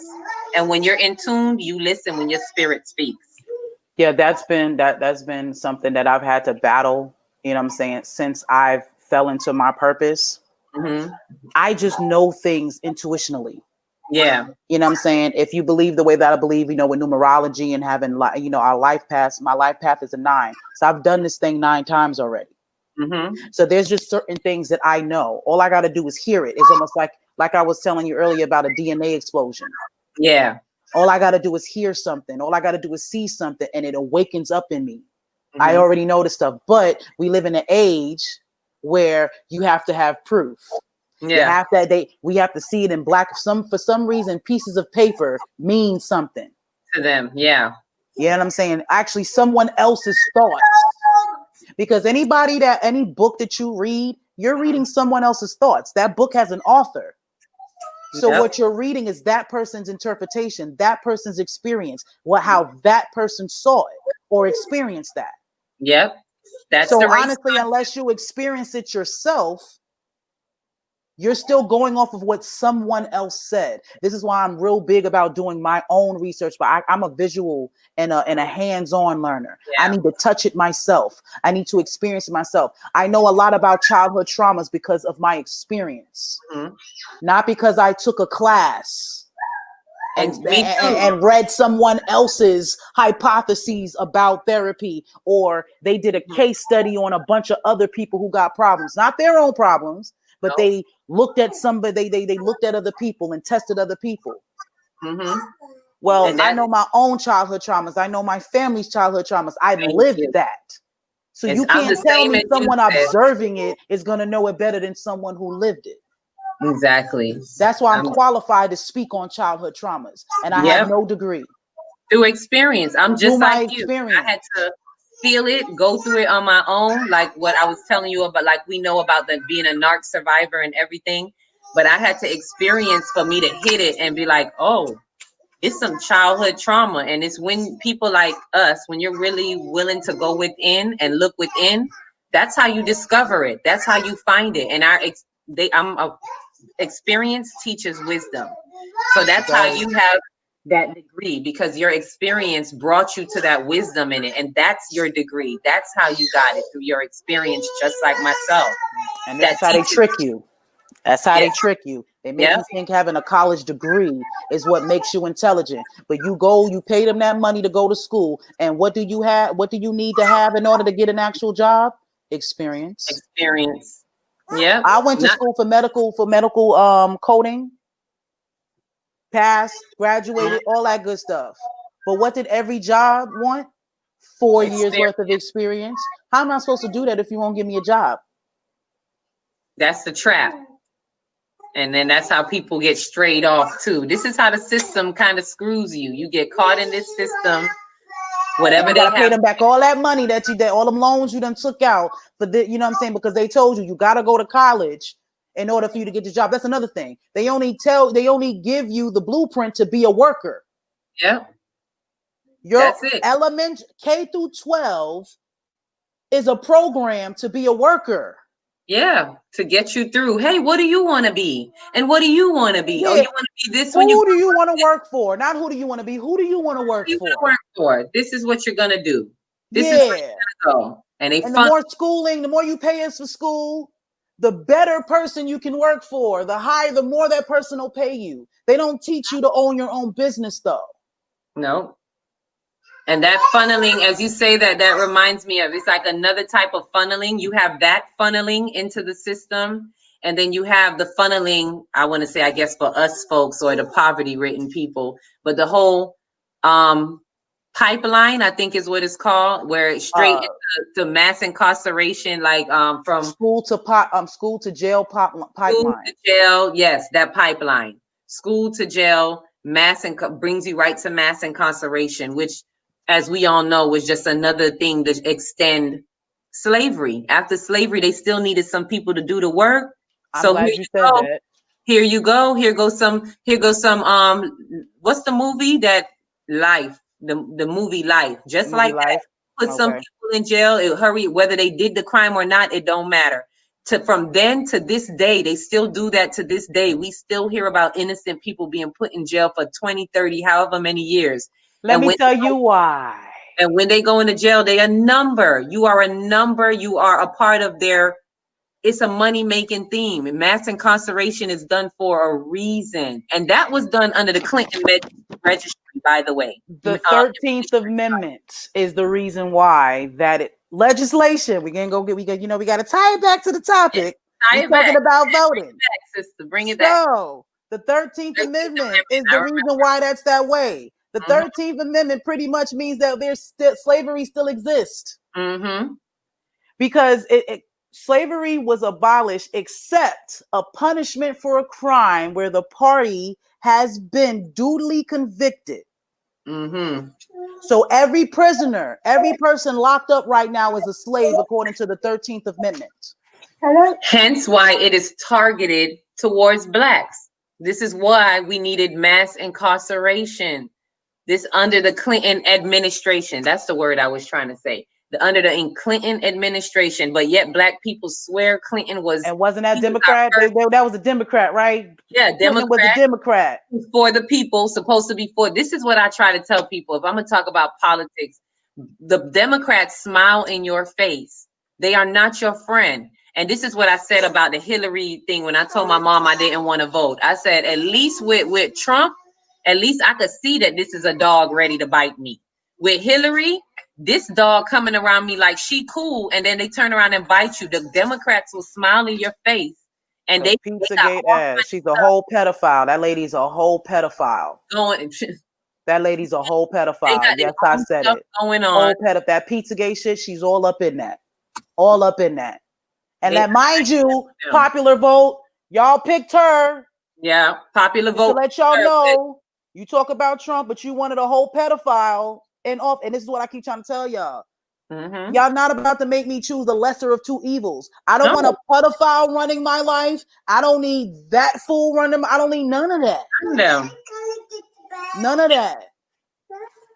And if he's gonna win, then hey, that's the president. Ride out with it. But like I said, a president doesn't give me a piece. A president doesn't make or break me, because like I said, from what I know, they're puppets, and I know who I'm worried about is the people that's running the puppets, the people behind the scenes that's making a lot of these decisions or whatever. And even we still can't do nothing about it.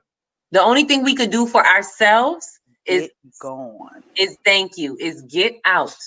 Why would we want to stay here in a house that is burning? The system is crumbling. They're losing control. That's why they allowed COVID to happen. Why do we want to stay in a house that's burning? I say this all the time. As Black people, we suffer from Stockholm Syndrome. We suffer from Stockholm Syndrome collectively. We are loyal to our abuser. Our abuser that kidnapped us, raped us, beat us, all of this stuff that you've done to us. And our abuser is the white supremacy, whatever you want to call them, but they are the ones that have us tied up, and we always we just trying to be there with them. Why would we want even reparations? I used to agree with it, but one day I woke up, I was like, no. Why? I had to think about it. Why would I want anything from my abuser? If somebody came and just raped me, beat me, and then want to turn around and give me a gift, why do I don't? That's a very good point. Mr. Abuser. That's a good point. Anything you could do for me, Ike Turner. That's like when Ike beat Tina ass and then turn around and brought her a gift. I don't want your gift. The only thing you could do for me, Mr. Abuser, is send me back to my country. Take me back to where you stole me from. That's the best thing they could have did. But the problem is, by the time slavery ended, we were still so far removed. Those slaves at that time were already far removed from the slaves from the 16th and 17th century. Those 400 years. Yeah, that's four generations. You don't know what that is. They don't know who those people are. They don't want to go back. So they don't know what that is. Go back where? The collective trauma of our people from then is, even though you're free, you've been let go, you still don't want to go home. They wanted to stay here. If there was let's say it was split. There's some people that might have wanted to go, but I bet you it was few. Most of the slaves wanted to stay here and be free and be treated as regular humans. They want to be equal. You rather stay here and beg for someone to see you as human. It's your birthright. You are human. You're supposed to know that within yourself. I shouldn't have to stay here and beg nobody to see me as a human being. So I rather take flight. I would be one of the slaves that wanted to leave if that was the option. But guess what? They're not going to take all of the slaves back because they still need us. Who's going to run the country? Who you think still run this country? How do we keep our elite status if we send all of our footstools back home? So these are things that I would like to invite people to look at. When we look at our history, please go back and look at what was happening. Look at how it plays into what happens today. The power that we have today is to take back our power through either money, investing in our own, separation, which, as you mentioned, they're not going to even allow full separation. So your best bet is to start preparing yourself for some type of exodus. It's illegal to collect rainwater. It's illegal to collect rainwater. It is illegal to collect rain. You live in Florida and you don't know that? Oh, I didn't. It is illegal. It's illegal to do that. So the rain that falls out of the sky. Yeah, you can't collect that. You cannot collect that. Now, this is how they do it. You can collect the water as long as you're just using it. Like my homegirl, her mom has a garden, so she collects her rainwater to use that water for her garden. But she can't bring it in her house to bathe with. She can't bathe with it. She can't cook with it. She can't really use it, but she can use it to water. Exactly. Know that. And if they find out that she's doing that, that's a federal crime. To collect your own water. Not your own, to collect the water that comes out of the sky. Wow. So y'all own the sky too? I didn't know that. I guess because guess what? You know how to there's no need for a water bill if all you got to do is collect the water when it rains, and all you got to do is know how your rain patterns are. You know what I'm saying, and where you live, and you can absolutely not have to pay a water bill. No, but you can't have that. No, I did not. You have to that. have solar energy. You can have solar energy, but you have to go through a company. You can't do that shit by yourself. You can't build your own solar panels. You can't build your own solar panels. You'll get locked up for that. I can't create something in the land of the free. I can't build my own, you know what I'm saying, situation and figure it out. Because they're not that free. They need you to be dependent on the system. And this is why I say your best bet is to try to plug out, to not be a part of the system. Try to live like the way I saw it here, like I'm gonna survive. I was like, I'm gonna try to live like tent people. This is what I started to say when COVID started happening. I was like, I'm relating it to the Bible a little bit. And I was like, I'm gonna start to live like the tent people. Because the tent people live on the outside. The prophets, and I don't know, not one good prophet that really lives in the city. See, I look at the Bible metaphorically. So I'm like, you're outside the city. The only time they come into the city is to barter, to trade, or whatever, and then they come back out and they go back into their tents. They don't live in the city. But anybody that lives in those walls of the city and the constraints of the city have to go by that system of the city, which is like what you're saying. You have to buy the water, the light, the this and that. Because if you do your own thing, then that city loses its power. Sure. It loses its control. They thrive off of their control. So we see that on TV all the time. They got movies about that. All those epic movies when they're talking about the King of England. There's a movie called The Other Berlin Girls. It's pretty much supposed to be a metaphorical explanation on why England separated from the Catholic Church. Oh. So it was pretty much the king was married to a Spanish woman. she, you know how they are about having a male heir. Yeah. So she, for whatever reason, couldn't. Yeah. So she kept having girls instead of boys. And then back then they didn't understand how stress and all of that deals with pregnancy. So the more they stressed her to, to have this boy, the more miscarriages that she had. Okay. So now they look at that as you're tainted or whatever it is. So he needed to find somebody. So he needed an heir to the throne when he dies. So he sought out a mistress. Make this long story short, one of the councilmen, one of the congressmen, if you were going to call it that, tried to use some of his family members, his wife's his sister's children, and pretty much hoard them out to the king for status. Oh, okay. Yeah. Now the daughter, the good daughter, there's a good daughter and there's a bad daughter. So the good daughter, she wanted the simple life. She wanted to be sovereign. She wanted to live a quiet life, you know what I'm saying, in the country, away from court. Court is what you would say the inner city. That's living in the castle, living around all the politics and all that stuff. Okay. She didn't want that. She was married. She just wanted to have kids with her husband and live off the grid. Off the grid. But they made her, how the story wins, they made her, you know what I'm saying, go there. So, and all of that other jazz. But that's how that was. Even then, they tell you that was the life. The people that didn't want to follow the politics and all that, they had to live outside of the land. And they were meager, you know what I'm saying? They were considered peasants and all of that jazz. But they weren't bound, you know what I'm saying, to some of the nonsense, or they wasn't privy to all of the, or a part of all of the nonsense that goes on in court, because they weren't there. Now they had to, of course, worship the king, do all of that, but they were able to do their own thing with limits. Yep. You just don't have access to all of the extraness that you would get at court. But a lot of people were okay with that. I would be okay with that. Okay with that. You know what I'm saying? But we, again, distractions. You have been taught social media, phones. These are comforts. And psychologically, because we've been through so much as a people, we don't want to give up our comfort. It's almost like subconsciously, and it's not that. And I doubt they think of it you don't think of your forefront. Oh, I went through slavery, so I need to be comfortable. No, it's a subconscious thing. And that's why we have to do our soul work. We need to do our root work, chakra, whatever it is, but we need to dig deep and find out, because there are things inside of us that we need to uplift. Things subconsciously are under, that people think it's under, it's beneath you. So you need to pull it up out of you, because it's the stuff that you can't see that will hurt you.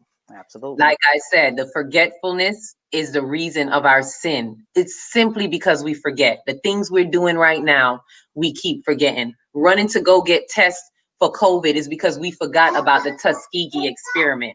We forgot that they gave us, our grandfathers, syphilis. Whoever, how could fact. You, it's a less than 100 years fact. ago. But then y'all don't think that they will kill y'all with that. Y'all don't think these vaccines are terrible when they have it in history where they used us as guinea pigs. That is a historical fact. I didn't make that up. Sis, it was scary to me to drive by. I'm in Miami, so I live like by the stadium.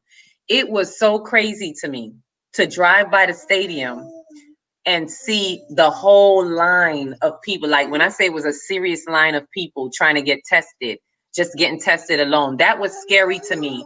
To me, it was like looking at pictures of the Tuskegee experiment all over again. You remember, it's pictures of them in long lines, waiting to get injected. To me, it was just scary. I'm like, Black people, are we that lost? Are we that? How the words that came to my mind was like, wow, how soon do we forget? How easy do we forget? This is less than 100 years ago. They gave your grandparents syphilis. Remember, because they brush over that. They brush over that. See, they brush over that in school. Right. They don't have a thorough. They pick and choose the, you know what I'm saying, the things that they teach us about African American history. They stick with Malcolm X. They stick with Martin Luther King. They stick with Rosa Parks. You know what I'm saying? They only have a select part of our history that they teach us, and then we don't have the motivation to look further. Now, me personally, I was blessed. I don't know if this was just my path and all of that jazz. But my elementary school was extremely pro-Black. Mm-hmm. So they gave you that information. They gave me that multicultural studies. We had a class called multicultural studies. I will never forget Miss Glover. See, Miss Diane Glover. She was a super duper. I don't know if she was officially a Black Panther, but that's how I saw her. That's like how she dressed. She dressed like one. She act like one. She was very strict, but she taught us about ourselves. Multicultural studies was about African American history. That was about our history, about going Africa, all of that stuff. That's what that class was about. You know what I'm saying? February was the busiest day, the busiest month, the most celebrated month in our school. We took Black History Month seriously.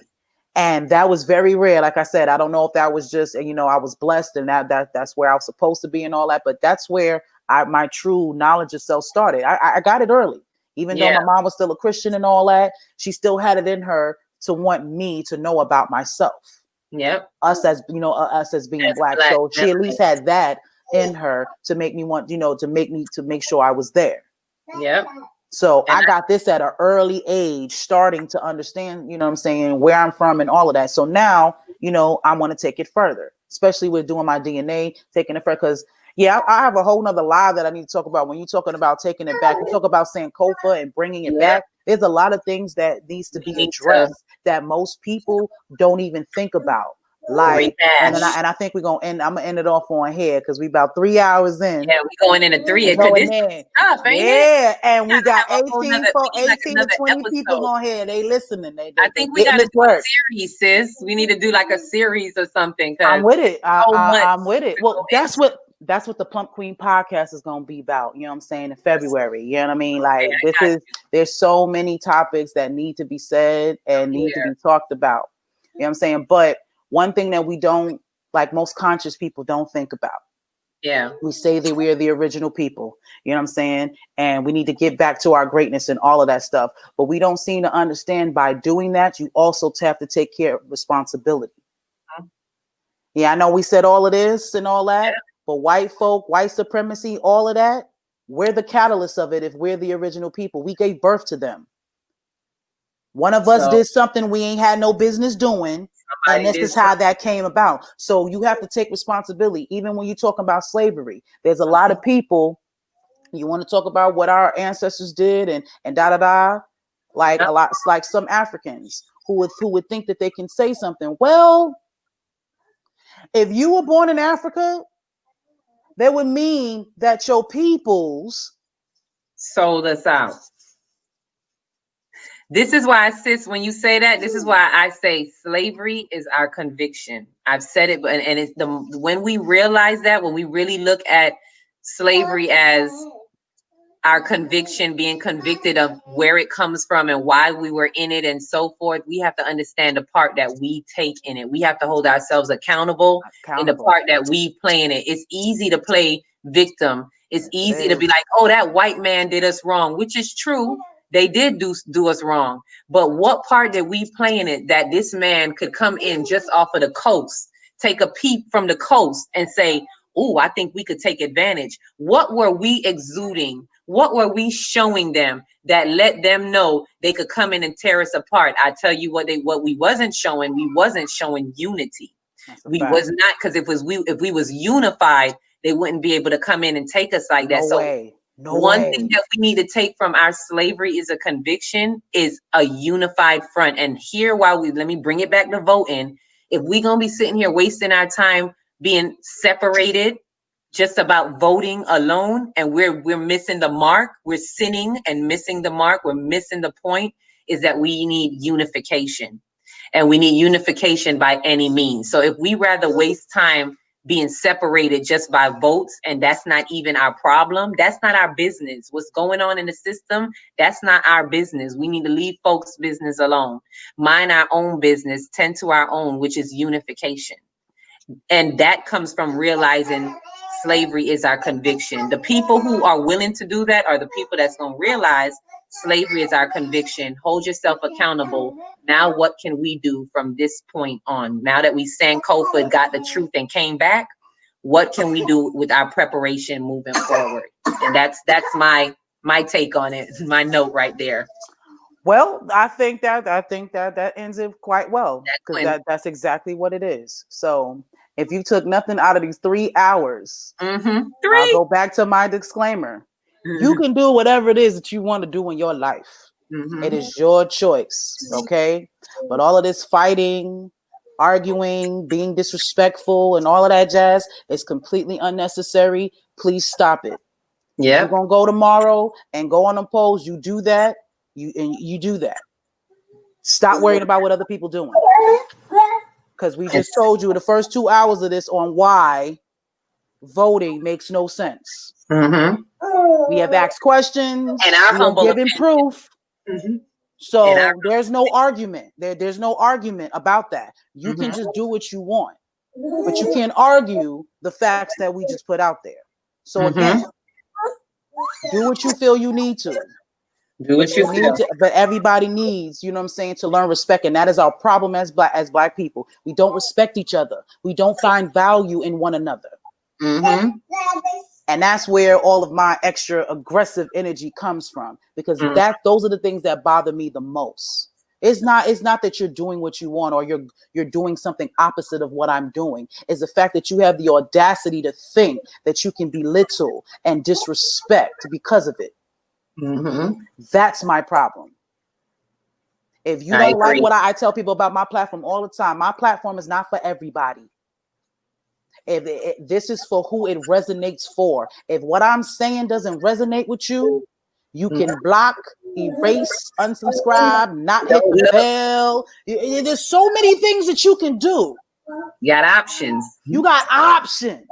You do not have to engage with what I'm saying or what I got going on. I don't go on nobody else's page and trying to chin check them about what they do. And I see ignorance daily. Yeah. But you have a right to talk about rights. You have a right to your opinions, your feelings, your perspective, all of that on your page. Don't come on my social platforms. Don't come for me if I don't come for you. I was just gonna say that. Don't come for me. Please don't. Because I'm here, you know what I'm saying? I'm all about unity. I'm all about us. Unification. I'm all about unification. I'm also all about accountability too. It goes both ways. I tell people that all the time. I come to black folk, you people think that, oh, you just check. No, you chin check in private. We are unified front in public, but you chin check in private. Yep. The people that you care and you love about, you want them to be on point. Like they say, them friends that you have that's just letting you do stuff, those are not your friends. The people who truly care about you want you to be at your best. They tell you. They want you to be at your best. I don't like yes men and yes women. I'm human. We're all human. We all make mistakes. We all got growing to do. So we're supposed to be able to help each other out with that. But the key word you said, sis, is not publicly. And I've always said that with relationships. In a good relationship, do not chin check your partner in public. Never. Because that shows that disharmony. That's not unity. If you want to always be a unified front and always back each other in public, if you got something to say you want to correct, you do it in private. Always. And we don't do that. Come here, let me tell you something. Publicly humiliate each other. You show disharmony, which is exactly how the slave catchers was able to get us, because they saw disharmony. Show that unification. Like you said, respect due to all. We could all be different, but just respect each other. Let's humbly go in. Like you said, tomorrow you want to vote, go do your thing. But let's be humble. I ain't about to say nothing to y'all tomorrow. I done talked. All I'm going to talk about this subject. So tomorrow, when y'all putting up y'all stickers and y'all, y'all filters and all of that jazz, Tamara Plum Queen ain't about to say nothing to you. No. You ain't going to see me on your post saying nothing to you.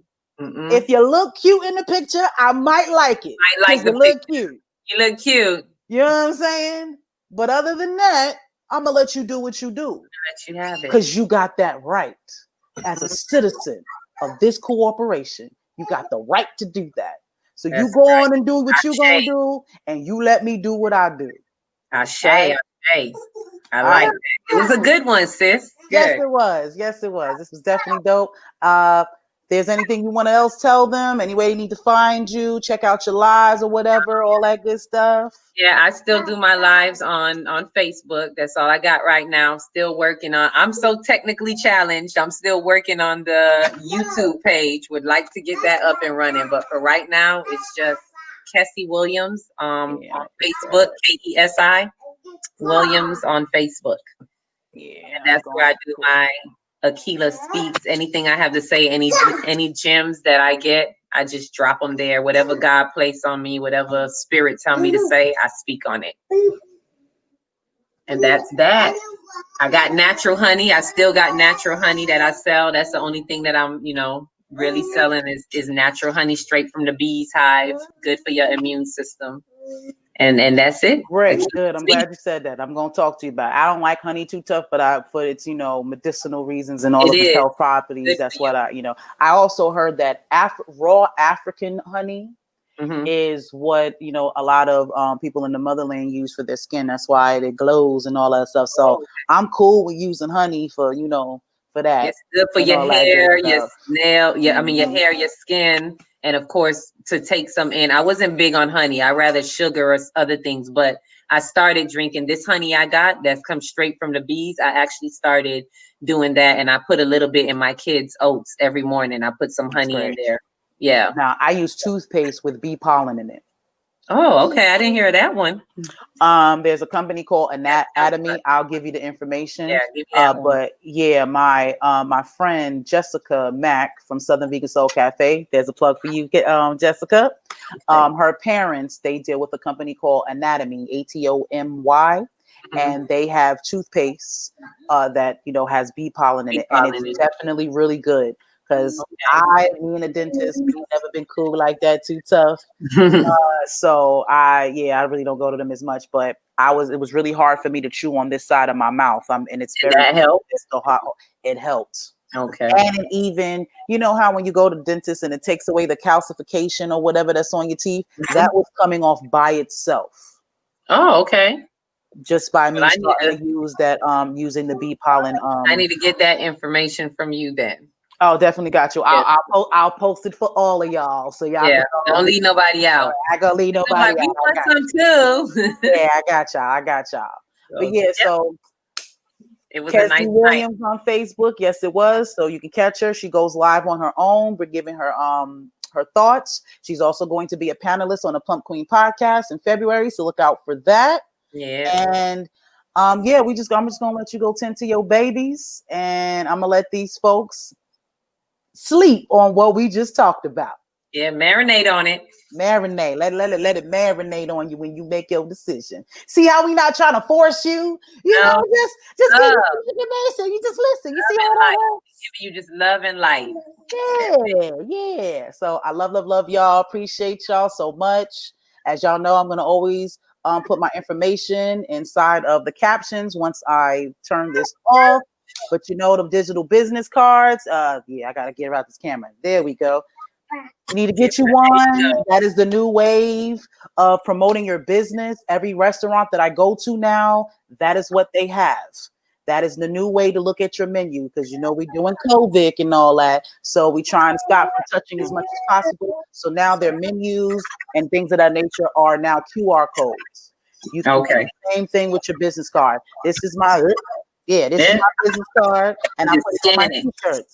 And you would just scan this right here on my shirt, and my business card will pop up. I made stickers out of them, so whenever I travel, like my business card is all over Puerto Vallarta. Oh yeah, you put them everywhere. Here you go. Hell yeah, girl. When I was up in there, that thing all over Hard Rock, all over the mall, the casino. They probably like, what is she doing? Well, they get and my business card has access to everything that I'm doing, all of my websites, all of my social media. So it is the new wave. You know what I'm saying? It's the future of business.